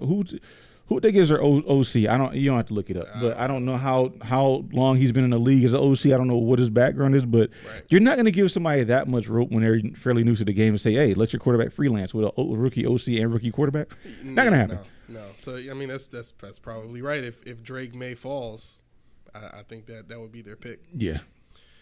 Okay, so I'm gonna start with the draft that I didn't like. Okay. So I traded in the first round. For some reason, it was way easier to trade in the first round than it was any other round. Like I tried trading again in the second round to move up, couldn't do it. Oh, you initiated trades? Yeah. Oh, snap. Yeah, I couldn't give enough. You know what I mean? Like I would have been literally mortgaging the whole next 2 years just to. That makes me feel good that you said that because some people will be like, "Oh, it's just everything gone. Get rid of it. I want this pick." No, don't do that. With That's what crazy. we need, no way. Yeah, that's crazy. No, not yet. No. So I traded up to number 5, mm-hmm. and I selected Malik Neighbors. Now, by this point, I think Marvin Harrison had went first overall. Rome Odunze went to the Patriots in this draft. But when you go and you watch Malik Neighbors, mm-hmm. he is one of the smoothest route runners I've ever seen in my life. Absolutely. For the level of speed that he has, mm-hmm. the agility that he has, mm-hmm. it all looks so smooth. It don't look like he's trying to run routes. He's not. He's such a natural with it. He reminds me of a smoother, faster Garrett Wilson. Yeah. No, you're spot on. The reason why I didn't talk about Malik Neighbors, even though he is probably my favorite wide receiver. I don't care about Rome Odunze. I don't even care about Marvin Harrison. This guy, as you said, case in point, who's my favorite wide receiver in the draft? Not named Xavier Worthy, is Brian Thomas Jr. Yeah. Why is he not a number 1 wide receiver? Malik Neighbors. Yep. Neighbors I think he's going to be better than Marvin Harrison. I really do. And put him in the right system, this guy is going to destroy the league. After watching tape, I mean, it's undeniable how great he is mm-hmm. on the field, man. It's crazy. All right, so here's where it gets a little wonky, right? I got to the second round. I tried to trade. I couldn't get the guy that I wanted to get, so I kind of fell back on another guy that I had looked at in my first draft go around. And I just really liked him, so I figured, what the heck, I'll take him. Safety out of USC, Kalen Bullock. Okay. 6'3", 190 pounds, mm-hmm. great speed, mm-hmm. great in zone coverage, can play man. He played corner sometimes, man-to-man in some of the games, and he looked good doing it. Mm-hmm. So if there's a guy that I want playing that Micah Hyde role, I love the size, I love the ability, and he's not afraid to hit either. Right. So I really, really, really like Kalen Bullock out of USC. That was my pick at 60th. 99th overall, I went with I don't know how you say his name, but from LSU, Mason Smith. Oh yeah, Mason Smith. Yeah. Now the reason I like Mason Smith, he reminds me a lot of Marcus Stroud. Mm-hmm. His size, the way that he rushes the passer, he's very, very good at getting past guys with the swim move, and but the thing I like most about him is he's patient as he reads the play, right? He doesn't blow past the line just trying to get into the backfield.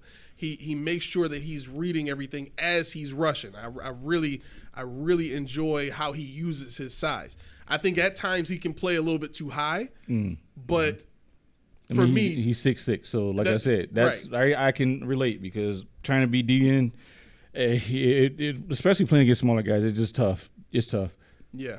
So again, but that stuff can be coached. Mm-hmm. You know what I'm saying? But I don't think you can mimic or imitate 6'6", 315 pounds. You know what I'm saying? Like there's no way around that. And I think at that size, Marcus Stroud was able to be good against the run. Mason Smith has been decent against the run, not as good as he is as a pass rusher. but he can develop as a much better run stopper, and someone with that size would still work next to an Oliver, right? Especially when you're rushing the passer. So I went with Mason Smith at 99. This is probably my favorite pick in the entire draft for both of my drafts. Mm-hmm. Should I brace? With the 129th overall pick, the Buffalo Bills select safety from the U, James Williams. He's like, of course. James Of course. Williams. Side of skyscraping big. 6'5", 210 pounds. Mm-hmm. I knew you were going to find him. Great coverage safety. Mm-hmm. Box safety for sure, because the dude can hit like crazy. This is one of the dudes that I would love to have on this team. You talking about Tremaine Edmonds with Micah Hyde's speed. He's a 4'5" guy. With that size and that speed playing coverage next to another guy who's 6'3", 190 pounds with that, like who you throwing deep on? You excited? I'm very excited to have these two safeties. Yeah. Screw Cam Lewis. No disrespect to Cam Lewis. Dang, Cam, my bad. That wasn't me. That wasn't me at all. I like you, dog. No, man, no. Forget all of that. These two dudes at safety, how you throwing on these boys, man? For real. You play cover 2 all day. You're not getting to the gaps. I'm sorry. It's not happening. Anyway. This just tells you how much I didn't like this particular mock draft. My next pick. A quarterback. 159th overall. Please be from USC. Okay. Running back Marshawn Lloyd. Oh. Baby Frank Gore. You know how mad I was when I saw a mock that had Frank Gore Jr. to us? I was pissed when I saw Southern Miss Frank Gore Jr. I said, you got to be freaking no. And McBean would do that too. Yeah. Mm-hmm. Go ahead. I'm sorry. I had a flashback. I'm sorry. Lost my mind. It's okay. All right. Let me see. We got a couple comments here. Max says actually traded down with the 49ers. You talking about in the later picks? Maybe Joe Milton. Oh, that might have been it. Mm-hmm. He traded down with the 49ers for Joe Milton. Okay. Lindsay says, poor Cam, LOL. Right. Lindsay feels his pain. I do too. Right. My comrade's tripping. This is a pick that I thought was kind of underrated. I know you talked about him a little bit, but he was there, so I took him. With the 162nd pick in the 2024 NFL Draft, the Buffalo Bills select wide receiver from Texas A&M, Ainias Smith. Okay. I liked what I saw on tape. Oh. I liked his ability to, make moves after the catch. Great yak yardage type of guy. Oh, and for a 5th round pick, 6th round pick, I think I got. No, that's a steal. That's a steal. Right. 5'9", 190 pounds. Yes. Yes. I mean, Ainias, he's going to be relegated to the slot. Unless you just want to be a decoy and outside and move Stephon Diggs inside, which I don't think you really want to do. But he's going to test very well, and I think his field drills are gonna duplicate what you see on the field in game setting situations. I don't think that you're going to see a guy that's going to be coached up to do more than he's actually been put on tape to do already. Okay, all right. This by far is my second favorite pick. Okay. Of everybody that I've scouted so far. Okay. I'm calling him the next coming of Troy Polamalu. Linebacker from Notre Dame, Maris Liufau. Mm-hmm. This dude, he got the hair. He does have but the hair. when you watch him play, he does have the hair. He's a monster. Mm-hmm. He's all over the field. The man can blitz. They be having him blitzing the edge. They be having him like rush defensive end. He could do it all. And the kicker is he's even better in coverage. Yeah. He's a coverage linebacker. He's solid.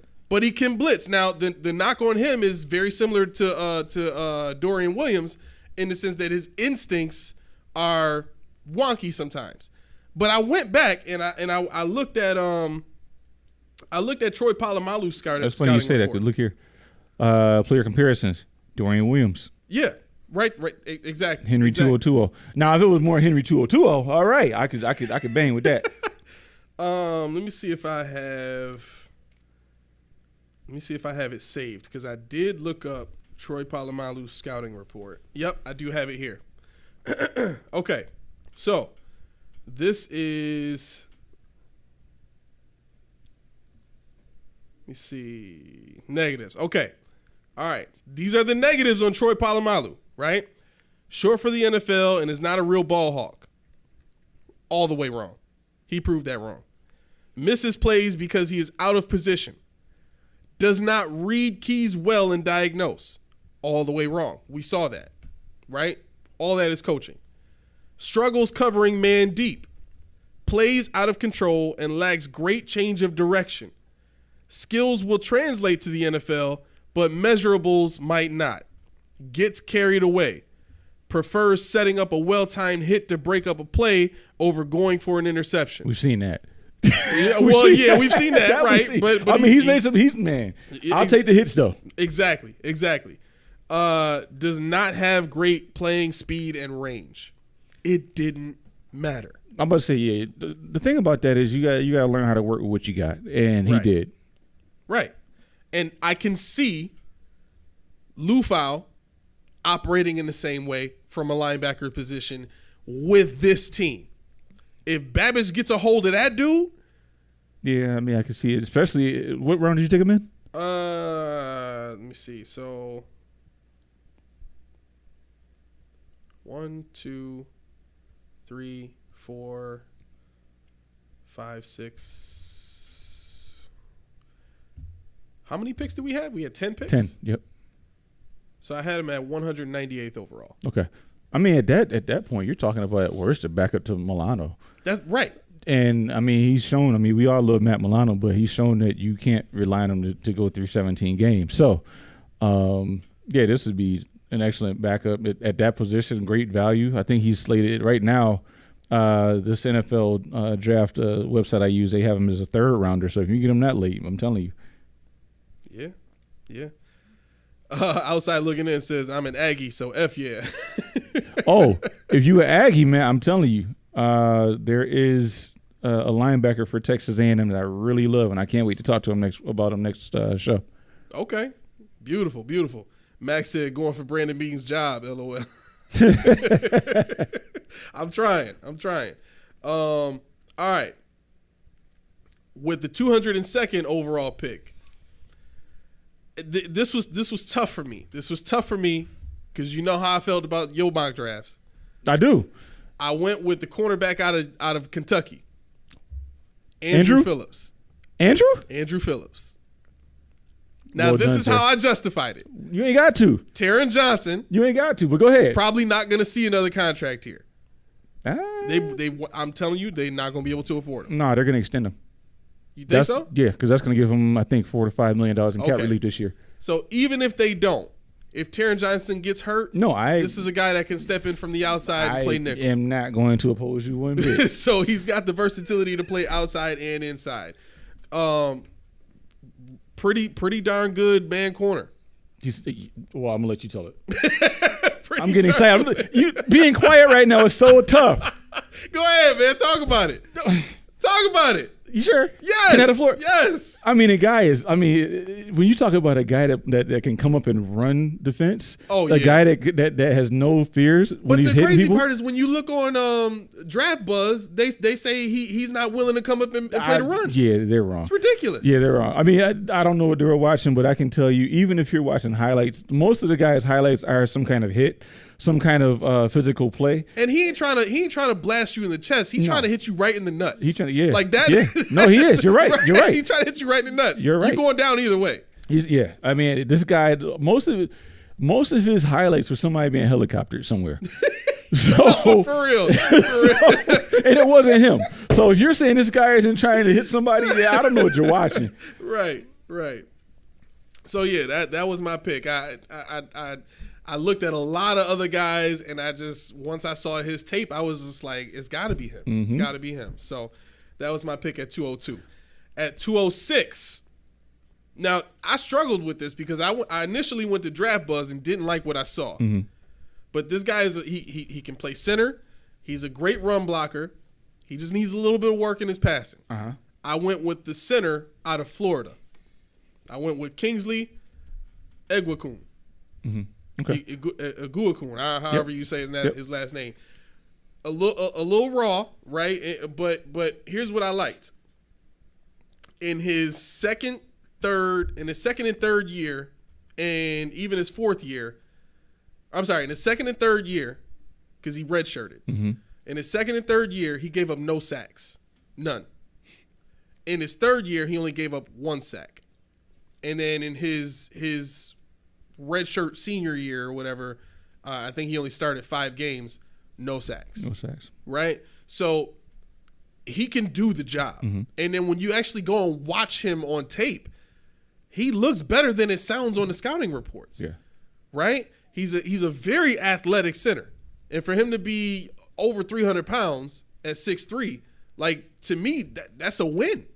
That's a win, right? It's just a matter of getting him to work on his run blocking technique, and I think he would be a very, very good starter for us at center, and you're getting him at 206.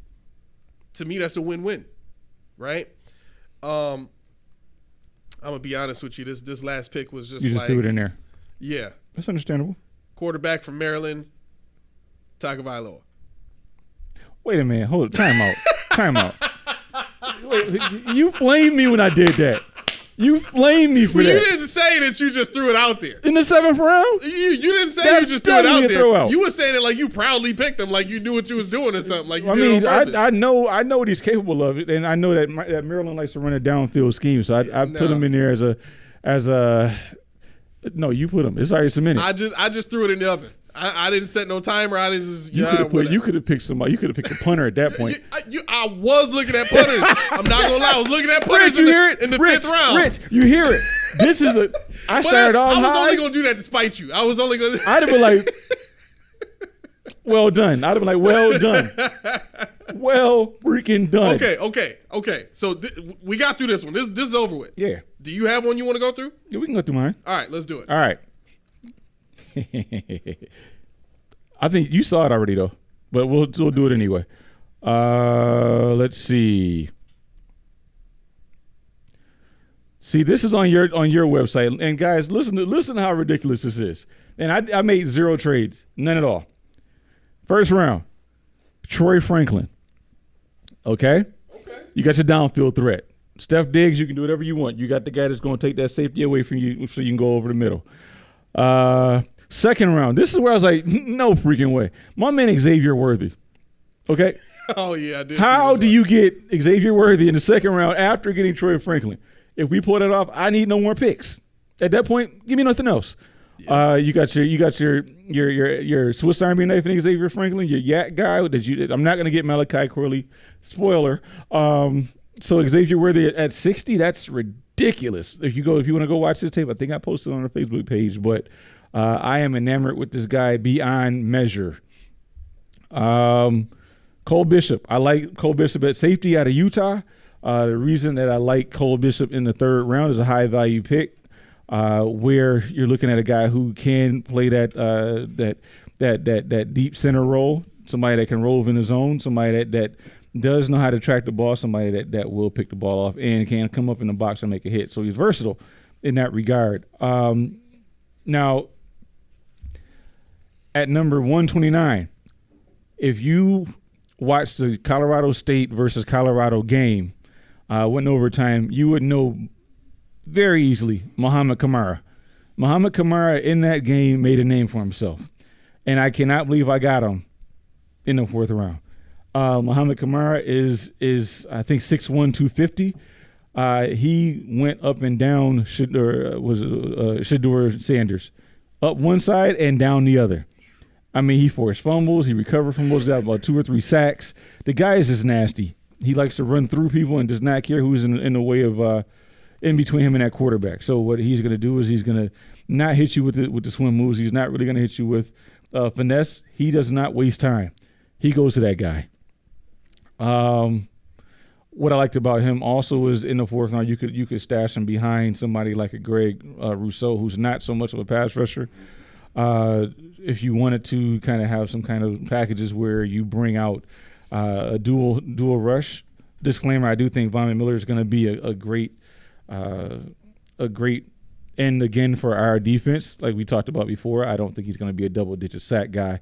I don't think that he's going to be a guy that's going to have elite bend or threaten the quarterback in ways that we've seen in the 12 previous seasons. But I do think he'll be serviceable. And Muhammad Kamara can, of course, learn some of what Von Miller has in his noodle. He looks like Jerry Hughes a little bit the way he plays. He does. He does look like Jerry Hughes. He's just got reckless abandon. I mean, he's it's not all flash, but if you really know what you're looking at, you might come away impressed with Muhammad Kamara. Yeah, like it looks so. Jerry Hughes, one of the things that he was good at doing is, because he was Jerry Hughes is what 6'2", 6'3", 6'2". Yeah, right. He wasn't very tall at all, but Jerry Hughes was able to use he went speed to power. Mm-hmm. And you can see Kamara doing that a lot. He goes both. Yeah, he goes both. Speed to power and power to speed. He does both.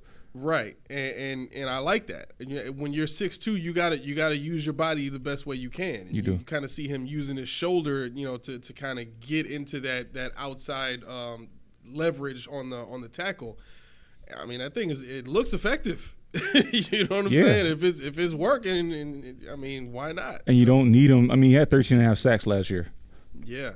So you don't need him to be, a day one starter. And in the fourth round, you it's okay. Yeah. It's fine. But let's see. After him, I doubled up, and this is where I think I'm going to lose a couple of you guys. But I doubled up, and I took Cedric Johnson out of Ole Miss. Now, Cedric Johnson, I don't know if you watched his tape at all, if you reviewed or did any study on him. Cedric Johnson, 6'2", 260. I got him with a 5th or 6th round grade. He's a versatile D lineman. He's kind of like Rousseau on steroids, if Rousseau's not on steroids.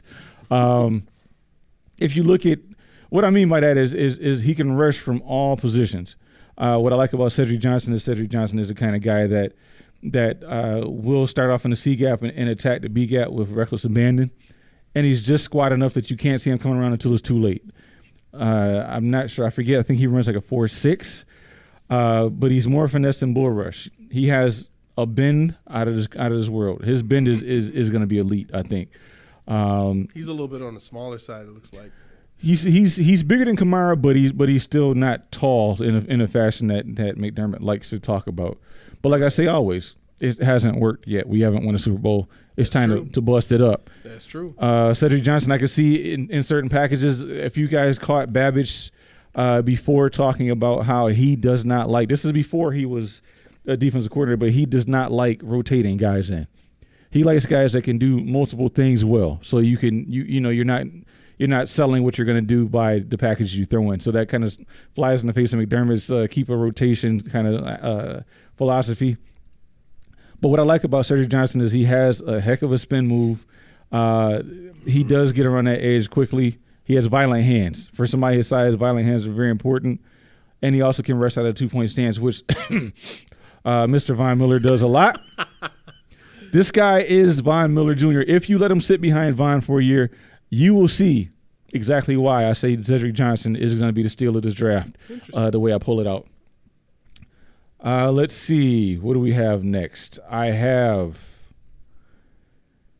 Matt Gonsalves. Matt Gonsalves is a offensive tackle. This is the only offensive lineman I took because I'm thinking that we need some backups and to solidify what we have going on with Deion Dawkins and Spencer Brown. I don't think Tommy Doyle is going to stay healthy enough, as we talked about in our previous shows, where I think that he's not carrying his natural body weight, and I think that's going to leave him susceptible to a lot of injuries, especially to the lower body. I'm sorry, Tommy Doyle, that's just the way I see it. Not calling you injury prone, but as a man who packed on stupid weight for no reason, I can tell you it doesn't bode well. And if I stood up, you can see why you don't want to do that when you turn 40. But Matt Gonsalves is a guy that is going to not lose. You're not going to lose a lot when you're talking about somebody that's on the edge, blocking. Especially power rushers. Gonsalves is somebody that can anchor well.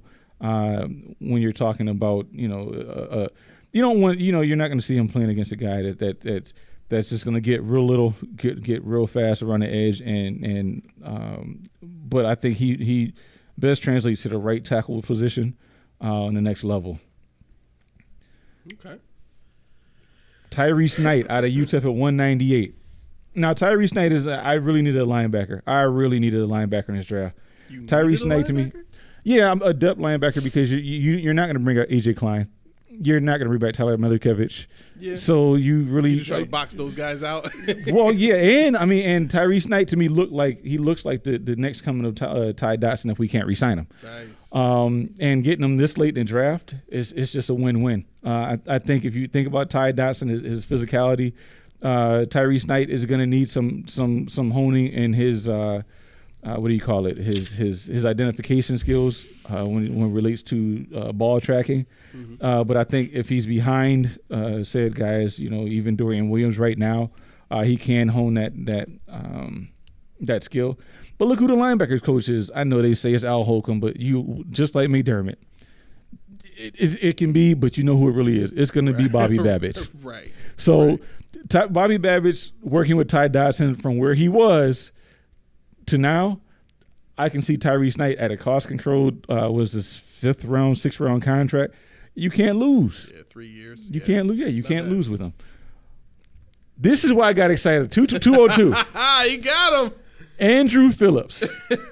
Andrew Phillips, as I'm not even going to say much more about him. He just is. I didn't even remember you picked him. I was just like, he probably going to like that. I loved Andrew Phillips' pick, especially, you got him right, I think right about where I got him too. 202, yeah. Yeah. Yeah. So we talked about him already, so we won't go any further. Jordan Jefferson, I do like out of LSU, believe it or not. And I will say, I did take your guy off my board when I looked at his tape. I took him off my board. Who's that? Who is it? Who's your LSU guy? Oh, Mason Smith? Yeah, I took him off. Okay. I just, I had high hopes for 6'6", 315, and I saw him do this, and I saw a little pudge at the bottom. I said, what the hell is that? I said, why is he small, but that's hanging out at the bottom? Yeah, that just means he's got more weight he can put on that frame. It's got to be good weight because he doesn't have good weight now. And the way I looked at it was the NFL is going to get him to a point where he's smaller because they're going to knock that baby fat off of him. And I'm like, he's already 295 or 315. So I'm thinking he's going to be more like 300. He might be good. Maybe he'll get faster. But what I saw was him not getting off blocks. I saw him getting pushed back. I saw a lot of things about him I wasn't comfortable dealing with. But the reason why I saw him, in addition to my studies with regards to Jordan Johnson. Rich said, "Pause, yo, what, Key?" Yeah, a little pudge. What was the pause mode? The pudge, raising his arms up. What the hell is that? I don't know. I'm not sure. But I took Jordan Johnson because I saw active hands. I saw active hands in the passing lane. So what I mean by that is active hands, hand fighting, getting offensive line's hands off of him. Mm-hmm. I saw a good motor to track the ball, so he was stacking. And he was, moving with the blocker to get to the ball carrier. Right. I think he would be a nice backup behind Eddie Oliver. So at this point in the game, we're not really talking about starters as much as we're talking about, a rotational piece, which I could see, especially in passing downs. He could step in if we did have. The problem is we have to find somebody, but if we did have another defensive tackle. Where am I? And lastly, Zion Logue. This guy from Georgia, how can I say this? Because this is going to be a pause moment. I'm trying to get around it. You know what?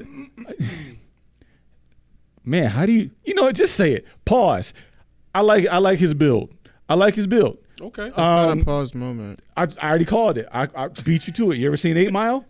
How you think he won the battle? No, I'm saying that's not a pause moment. Oh, it's not? You're saying I like his build. That's not a pause moment. You sure? It's not. I'm confused. I thought I had one. Yeah. I thought that was it. I'll take no pause. All right.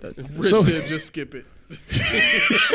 Rich don't know what he's talking about. I'll do. Don't listen to him. Only I say that's Oh man, Ooh, the producer getting spicy right. on your Rich, boy. Rich, you get put in your place, bro. You know what he's talking about. No, Zion Logue, I like where he came from, the pedigree. I like the composition of the way he looks in pads. When it comes to he doesn't seem to have a gut. He's higher cut, but he's a nose tackle. So I took him in a position where I think nose tackles really should go. He's a true nose tackle. He's not going to give you anything anywhere else. They tried him on defensive end. They tried him at the pass rush. He's not going to rush the passer. Rich, you're muted. You see me over here chuckling. I'm not even looking at the chat. I know he's muted, but he said, shoot, that's a pause moment. What he talking about? LOL. Then he said, I like his build. Are you kidding me? LOL. I guess That's not a pause, man. How you know? Okay, look. We taking our notes from you. Like, right. I mean, Rich don't agree, but I'm a vessel. He's an old head. He wouldn't know. Dang, shots fired. He wouldn't know. Man. He wouldn't know. You're old, bro. Pew. Shots fired. Yo, I remember I went to this one Bills game, right? Mm-hmm. And one of the funniest things I ever seen was a Dolphins game where, folks is getting, chirpy in the stands, and a fight broke out, right? This Dolphins fan turned around and punched the Bills fan right in the mouth, right? And the Bills fan, it was like you ever seen those flailing arm, two mans, whatever, where they just, and they flip right back on you, right? So the Bills fan got punched in the mouth, and he was like this, and then he came right back with a whole flurry. That was his recoil. He just bounced right back. He already knew. He was like, I got him right where I want him now. I ain't even feel that. They don't know. They don't fight Bills. Like, don't fight Bills just fans. reminded me of that. Don't fight Bills fans. Just that's it. They live for that. They say Bills tough. They ain't lying. He said, LOL, what 30 years old? LMAO. Pause came out when you were in diapers. And that's why he's like, I got it. Did it? Is that old? I don't think it's that old. Yo, I thought pause was like in the last 3-4 years. I've been saying plausible moments for a long time. I For guess real? evidently. Wow. No, I mean plausible moments. I don't know when a pause moment is. I have no idea. But anyway, Zion Logue, I got I said definition of a pause moment. Yeah, we got to use it in a sentence. Zion Logue, I think he's your nose tackle. If you get him in the 7th round, last pick of the draft, you can't lose. I mean, he's got the same body type as I said before with regards to Daquan Jones, who's not the prototypical 390-pound defensive tackle. He's kind of he can get skinny, but he just doesn't have the pass rush arsenal to really get to the quarterback without a lot of help, which we actually do have. When you think about Rousseau, you think about if we got, Muhammad Kamara or Cedric Johnson or one of your guys or one of Mac's guys, it would leave a lot for him he'd be in a situation where he almost has to look for a second guy to block in the run support because there's just too much talent around him. But yeah, that's my mock. I can tell you that right there is one of them. Huh? I said all justifiable. I appreciate picks. you, brother. I appreciate you. I still can't believe I got Troy Franklin and Xavier Worthy there. I mean, I would have ran from Buffalo to the draft site to get that card in there. Yeah. Couple of honorable mentions for me. I think the Bills should seriously consider a guy like Brendan Jackson. Forget where he's out of Washington State. 6'4", 264 pounds. He ran a 4.7 in the college 40, but very busybody, very busybody type of player. Kind of reminds me of a young, wild Julius Peppers. Like he's got that type of athleticism. You know what I'm saying? And he comes across as more pass rusher than Greg Rousseau run stuffer type. Yeah. You know what I'm saying? So I think, with the skill set, the athletic ability, I would like to see that be molded into something that, the Bills can use. Another guy that I thought was pretty good was and this I don't know why you didn't pick this guy, but Satao Laumea From Washington? from Where's he from? From Utah. Utah. Okay. Yeah, from Utah. Big 6'5", 300-pound interior offensive lineman. Looked very technically sound in pass blocking, but he's got a real mean streak in the run game. Real mean streak, and he's Samoan dude. So you know how I get down with Samoans. Right. You know how I get down with Samoans. Right. Another guy, weirdly enough, that I think kind of reminded me of a younger, I guess similar to a Damian Harris, is Jace McClellan out of Alabama, running back, 5'11", 210 pounds, 4.5 speed. He looks faster on tape than 4.5. Right. And that was a guy that I got in this other mock draft and with the last pick in the 7th round. You know what I'm saying? Oh, yeah. So I think there's a lot of value getting that kind of a running back that late in the game. Other than that, I didn't have any other picks that I really felt need to be mentioned. I mean, I picked Brian Thomas in the first round of this one, Malachi Corley in the second, Kalen Bullock, and then James Williams back to back, 3rd and 4th. Then I went with Aniyah Smith. What do you think about Justin Aboigbe? From where? Where's he from? Alabama. Defensive tackle, 6'5", 292 pounds. More of a one tech. He's a move one. Yeah, I could see him. I could see him sliding to the 3 when needed. But yeah, this draft has got a lot of hidden nose tackles, a lot of hidden one techs, and I think, in a pinch, where do you remember where you got him? 6th round. Yeah, I mean he's definitely worth taking a shot at if you get him in the 6th round. Alabama's going to – I think that you've seen the last of the great Alabama – well, actually, you know how I feel about Alabama players, but I think you've seen either the last of or an influx of really good Alabama players because of Nick Saban leaving. But, yeah, I think you could take a flyer on. Like I said, I took Logue in the 7th round of mine. So, yeah, I mean, I wouldn't be mad about it. Okay. All right. Rich is going wild with this Paul stuff. He said, yes, LOL, how you think Cam and Mace knows it? It came from New York, and it was something we said back in high school back in 2011.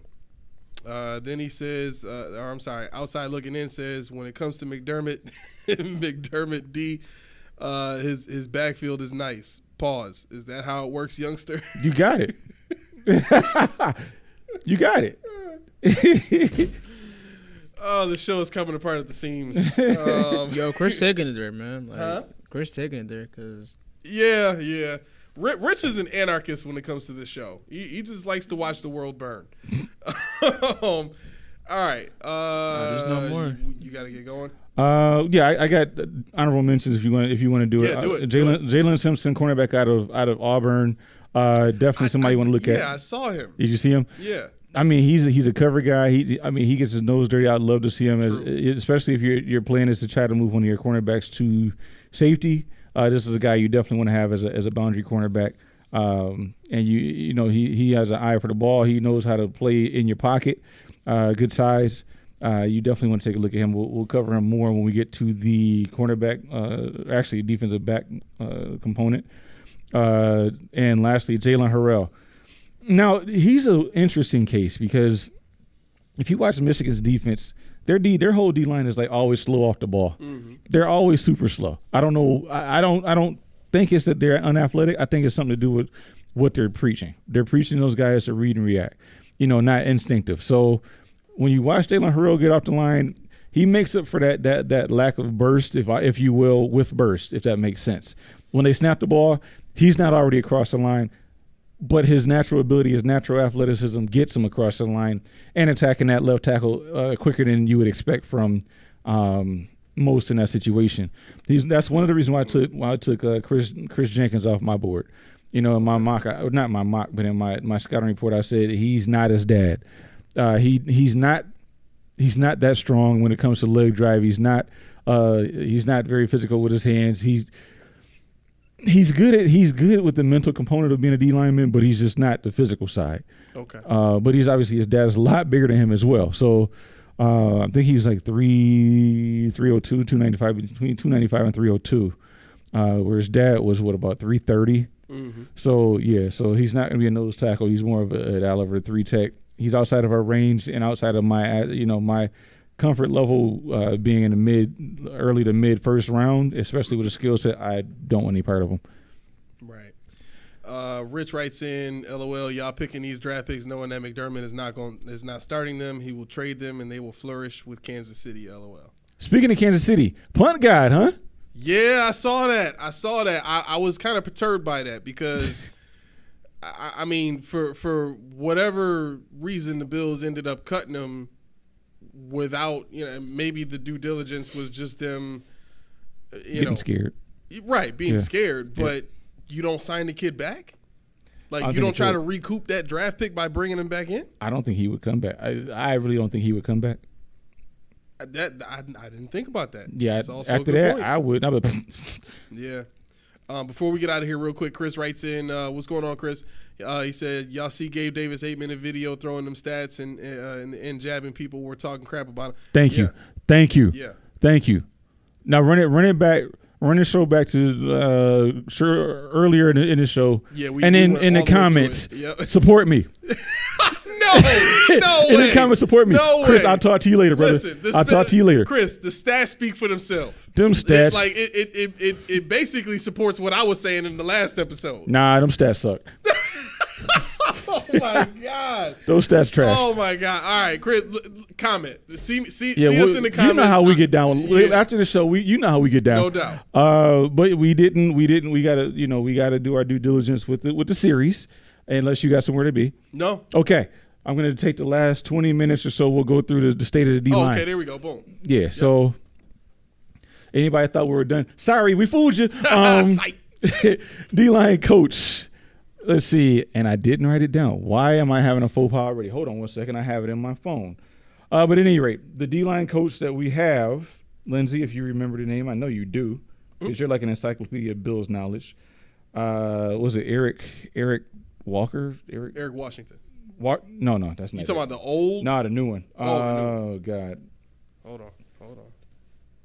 And I have it. I don't know why it's not updated on my notes. I'm looking at, but Marcus West. Thank you. Marcus West is his first in NFL coaching last year with the Bills. He came on board in 2023 season. Before that, he was a defensive coordinator, defensive line coach at UNC Charlotte. I don't know too much about what UNC Charlotte really had to offer on their D-line. I can tell you what they had at quarterback, but that's neither here nor there. So I would say welcome to the team, but he was already here. We just didn't know who the heck he was. I'm going to go back and watch their tape. I want to see what kind of stuff he does. Who's that? Oh, UNC Charlotte? Marcus West, yeah. Good. I mean, you have to go back 22 and a couple years before that. So, that'd be good to watch to see what he does. They don't really have anybody of note. That scares me. Well, it's UNC Charlotte. The fact that he actually did something at UNC Charlotte, I can't tell you of any D lineman that came out of UNC Charlotte. Right.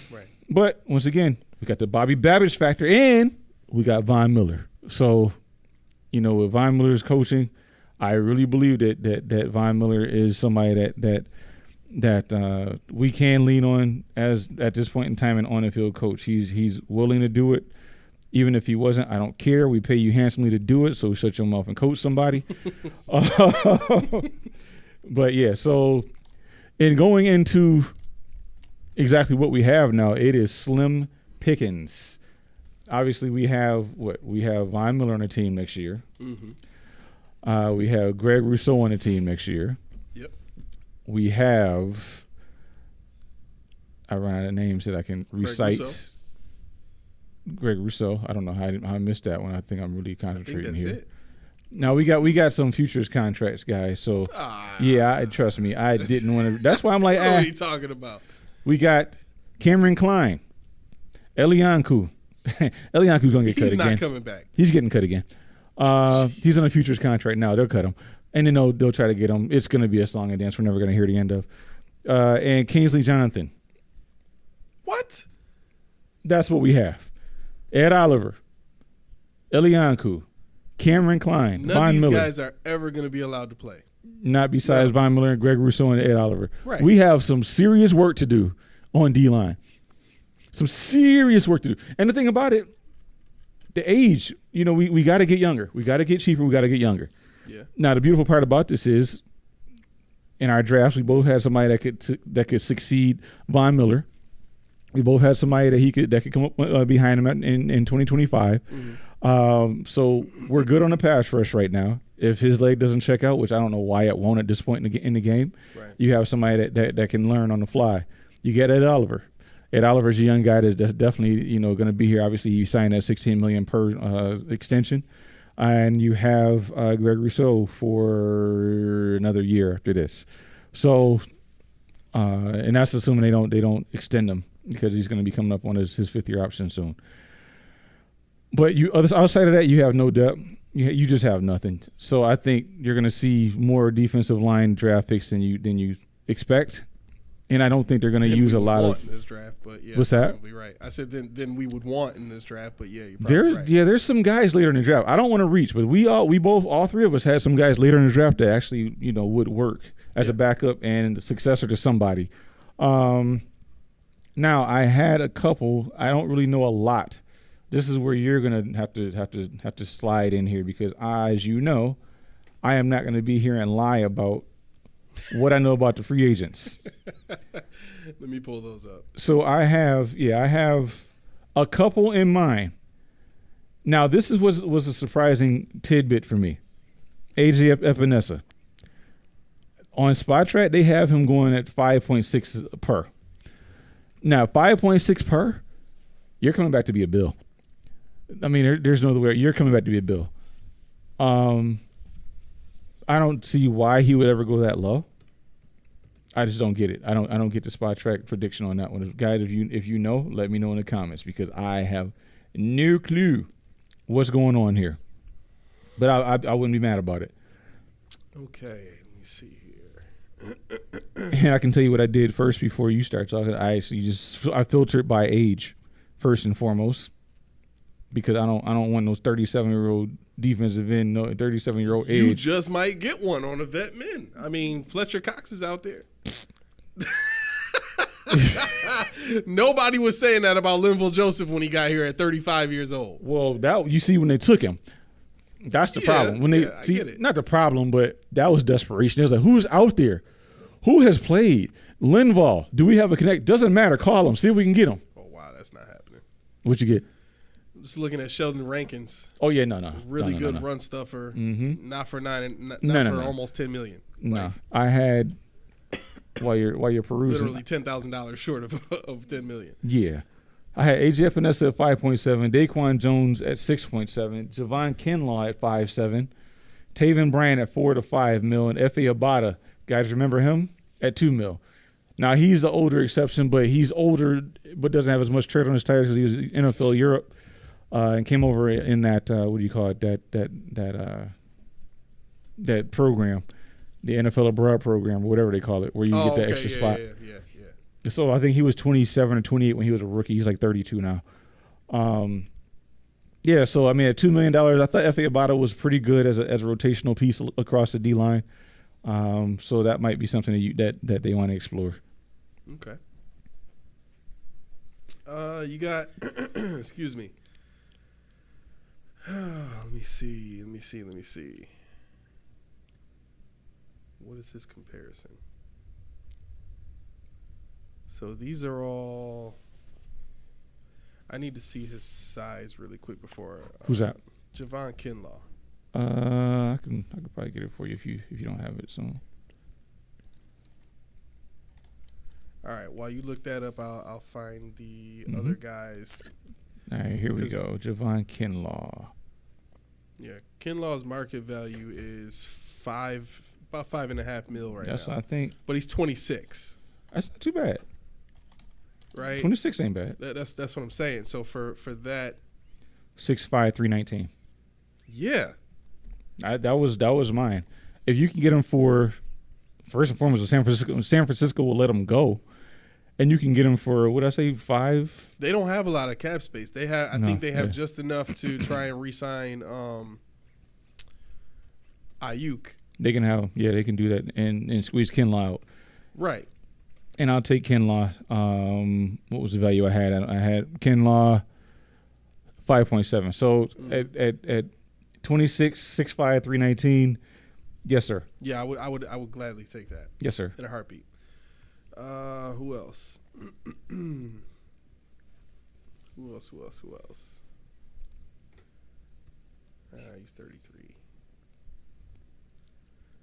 You know what? Hold on. Let me see. What's his value real quick?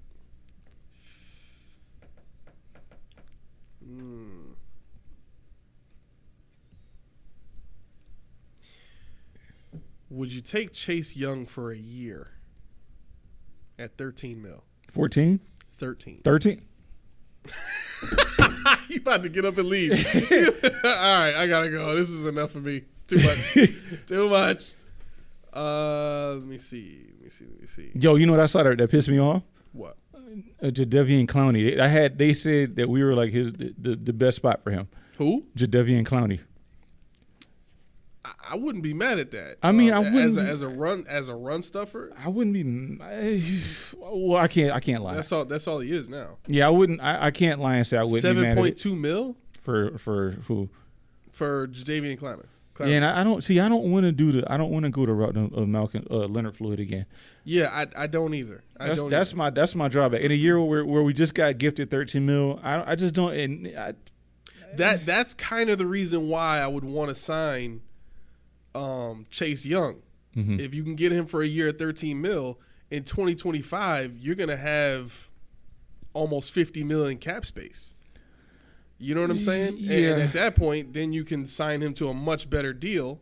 He will have proven whether or not he's worth it at that point. They would have to do some major cap surgery, and they would have to really hit on the draft. So they would have to hit on the draft because you only have I think we only have 25 players before they do cuts this year under contract next year. So we're looking at having to restock the whole team with 50 mil.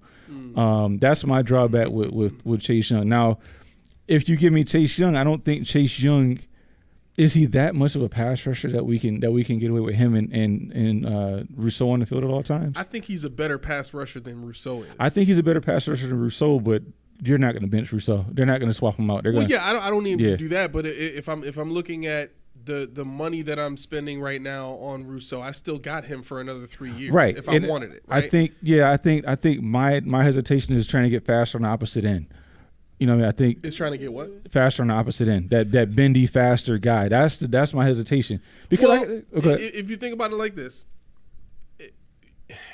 technically, and this is just my opinion, if I want to build the right type of defensive line to play against Mahomes, you have to be able to do what the 49ers are doing in the Super Bowl, which is push the pocket and let Mahomes come to you. Don't push the pocket and force him out.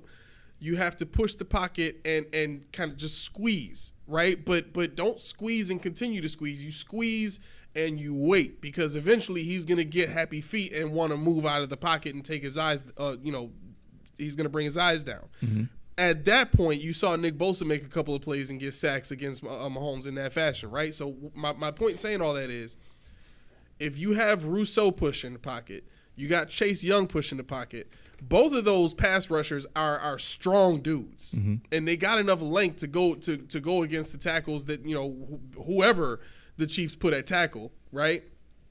They got the strength and the length to do it.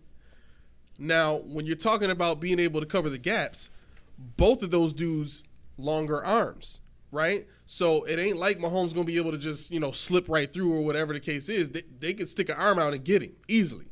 So when I'm thinking about the way that I want to rush the pocket against him, right? And you have to now. You have to build your team to beat him. You have to. So don't say that. I know. McDermott's failed 3 years in a row. Well, to me. No, that's I mean, you're right. He didn't do that. Defensive line the wrong way. He didn't do that. Right. He was trying to build the defensive line to get sacks against Mahomes. You don't do that. You pressure Mahomes into mistakes is what you do. That's what the Chiefs did. That's what the 49ers did. And they've shown that it works in the postseason, right? So if I've got Chase Young and Rousseau just pushing, just squeeze and wait for him to come to you, right? And then I also have whoever you want to put in there, Javon Kinlaw or Daquan Jones, push in that pocket, right? You can afford to let Oliver just try and, go get him. Mm-hmm. You know what I'm saying? Let him do what he does best. See if you can get him one-on-one so that he can win faster than Mahomes is prepared to deal with, right? So that's why I think I don't really need a speed rusher all that much. If I can squeeze the pocket on some of these mobile quarterbacks, in which there's a lot more in the league now than there are static stationary quarterbacks. Mm-hmm. To me, that's what you need. You need to be able to squeeze the pocket. You need size, and I think having a guy with that pedigree helps. That's why I would do it. Yeah, I mean, I get it. I think at 13 mil, you're going with you're not gonna you're saying goodbye to Kinlaw. You're saying goodbye to Daquan Jones too. At 13 mil, I would have to see how that works, because that cap hit would be monstrous on a 1 year deal. That's the thing that hurts. When you're talking about 30 mil on a 1 year deal, that really sucks. Yeah. If he did, you could do a void year, that would 2 just void years. Eat up we wouldn't be able to sign anymore. You wouldn't be able to do anything else. Yeah. So that would be tough unless you do 2 void years, in which case Chase Young is on the books for the next 2 years, 25, 26, and they would make that a heavier hit. So now your 50 turns down. Though. I would just do and here's the other thing too, with his injury history, he played well in San Fran, but he didn't put up a lot of numbers. Right? So I think you can look at his production, you can look at his injury history, and you might be able to, get in there and get him for 10. You know what I'm saying? I think if you can get him for 10, that's a win, because you were going to have to spend 16 for Floyd if you tried to re-sign him. Hey, no way, yeah. I was long on him. Right. Yeah, so, I would. I mean, I'd throw my Kool-Aid at Brandon Beane and his boys if they even went and tried to work something out with him. If I was trying to sell the job to Chase Young, and I know players want their money, but if I was trying to sell the job to him, look, you're coming to a playoff team. Yes, you were just with San Fran, you were just in the Super Bowl.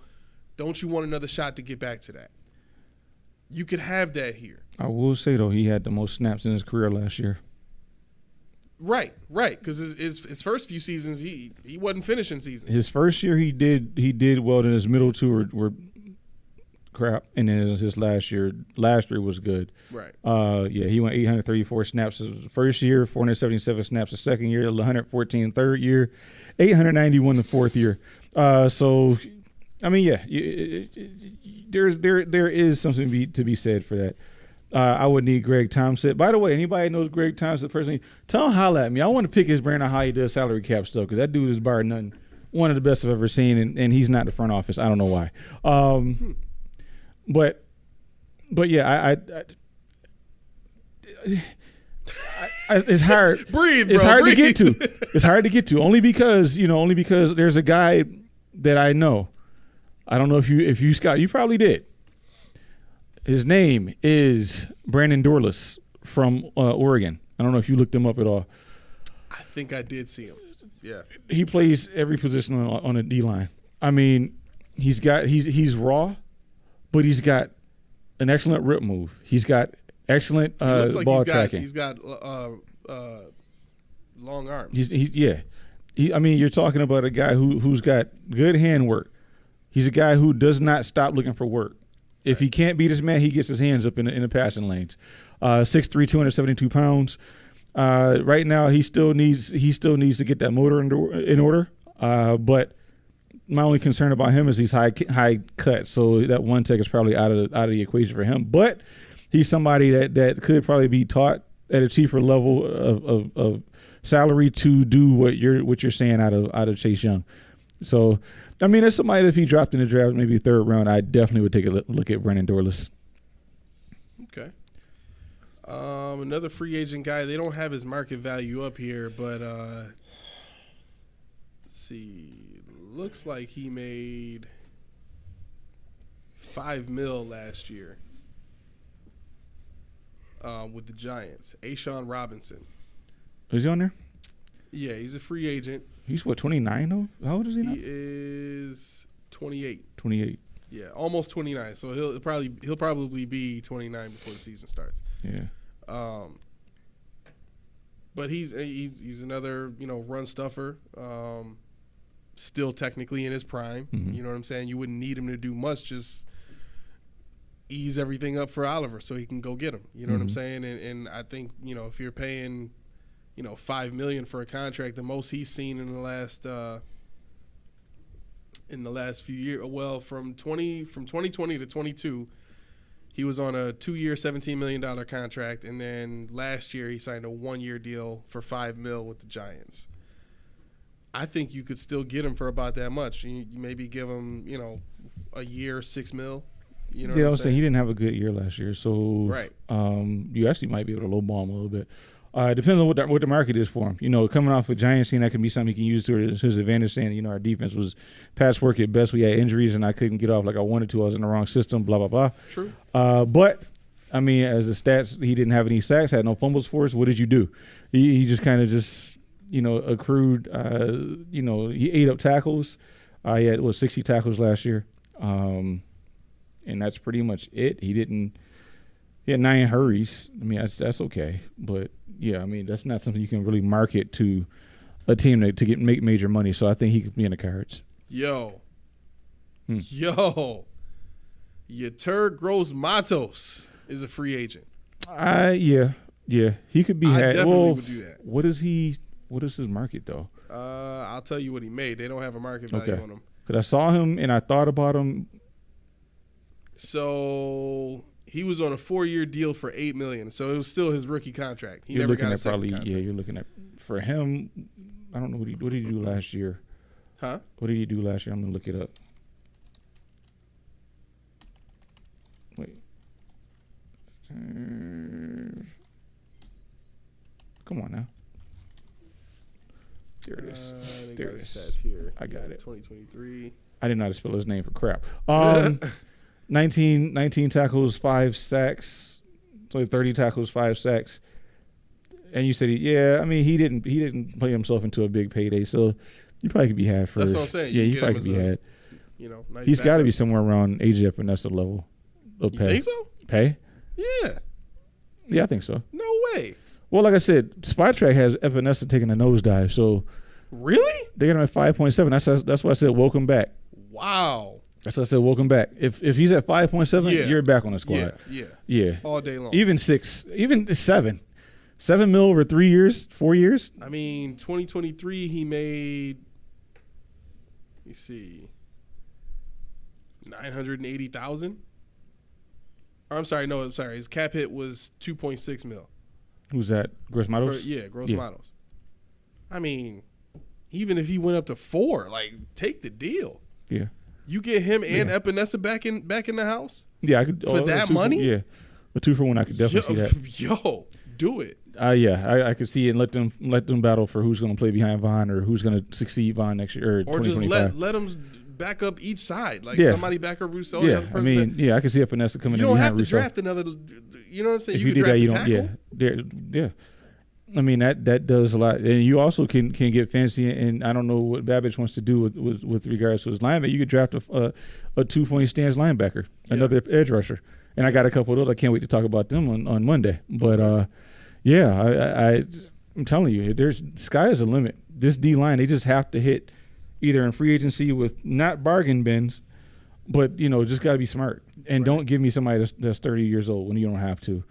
You really don't have to this time. All right, what else you got? I'm good. You good? I'm good, guys. Before you do I don't want to impeach in 90 seconds. Like I said before in the beginning of the show, I'm very serious, guys. I'm begging you. I need 3 likes because my mother. Subscribe, subs. I'm sorry, 3 subs because we get 3 likes, so that's good. Yeah. 3 subs because my mother, who does not have a YouTube account, said that she will start a YouTube account to give us our 100th sub. Not because we want to get paid. Not because I just want to have a YouTube account where she can sub to stuff. We don't even get paid if we get 100 subs. No. We just really trying to hit a milestone. Yeah, I just want to see my mom with a YouTube subscription. That would be great. You start getting paid of the amount of say you get 3,000 subscribers like 30K subscribers, then I think that's when you start like YouTube starts seeing your milestone and start paying you for how much you. Oh no, it's not it's definitely not 30,000. No. Key just want his mom to get an account. Yeah, right. We just want to hit that. That's all that is. I just want her to because she don't like doing that kind of stuff. Real quick. Go ahead. I get it. Real quick, Chris. I really wish you could have been here for this conversation, man. Dang. Chris writes in. Let me see. He said, "What y'all say? Gabe goes to KC." Yeah.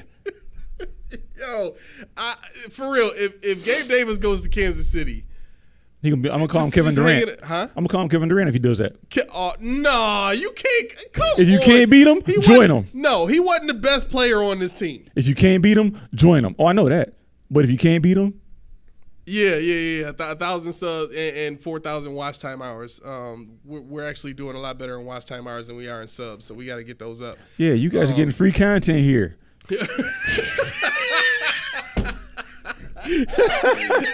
Like, no kidding. Right, just from the love, that's what y'all getting. No, honestly, I'm gonna tell you the truth.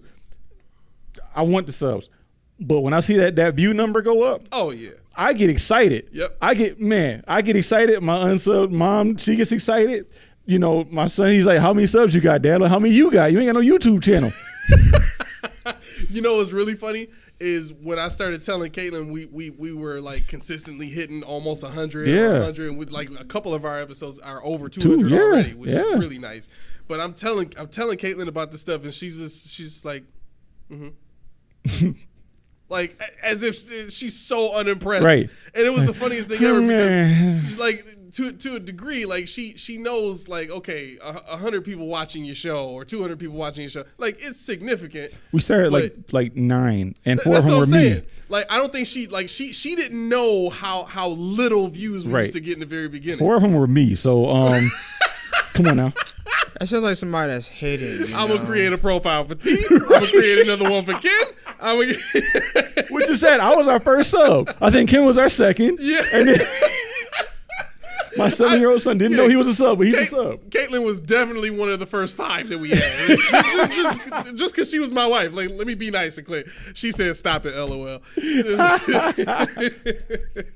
But I will say, and this is another thing.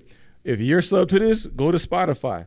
Sub over there. Yes. Because that's the way I like to consume the show. I like to have the phone in my pocket without having to worry about something in my pocket triggering a skip to the next episode of whatever it is because the screen is on, my battery dies, what have you. Don't like it. Go to Spotify. It's free. Sub over there as well. So that way you have options. You don't have to look at this ugly mug. Do your thing. All right. And with that being said, now 90 seconds.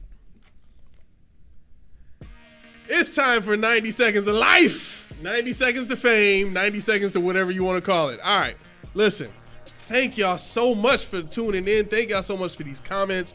I love interacting with everybody. I love being a part of Bills Nation, Bills Mafia, whatever you want to call it. We got to get this ship going right. SHIP. I don't, okay, anyway. Anything that's down to P or a T, you're good. Right, we have to right the ship. And hopefully what we're doing here is a part of that. Like, we got to begin to change the mindset of the people around us and hopefully influence the team in the way that it needs to go. At the very least, over 90. Outside looking in says over 90. I'm confused. I'm scared. Okay. Oh, you're gonna go over 90 seconds. I'm gonna go. He just messed you up. Oh, he did mess me up. That was perfect. Outside looking in. I didn't get it either. I'ma still get it. All right, so check it out. Please like, subscribe, make that thing ring-a-ling-a-ling. Basketball Truth and Knowledge, my oldest son. Please tune in to him. He's starting to get them views up. Love how that's going. Other than that, I'm getting out of here. Forget all y'all that said I was going over 90. This has been a Post-Podium Podcast, home of the All Truth, No Sodium Takes. I've been your co-host, Aramis. And this is Key. And I did it in your face. And I ain't even stop him. He said keep going. No.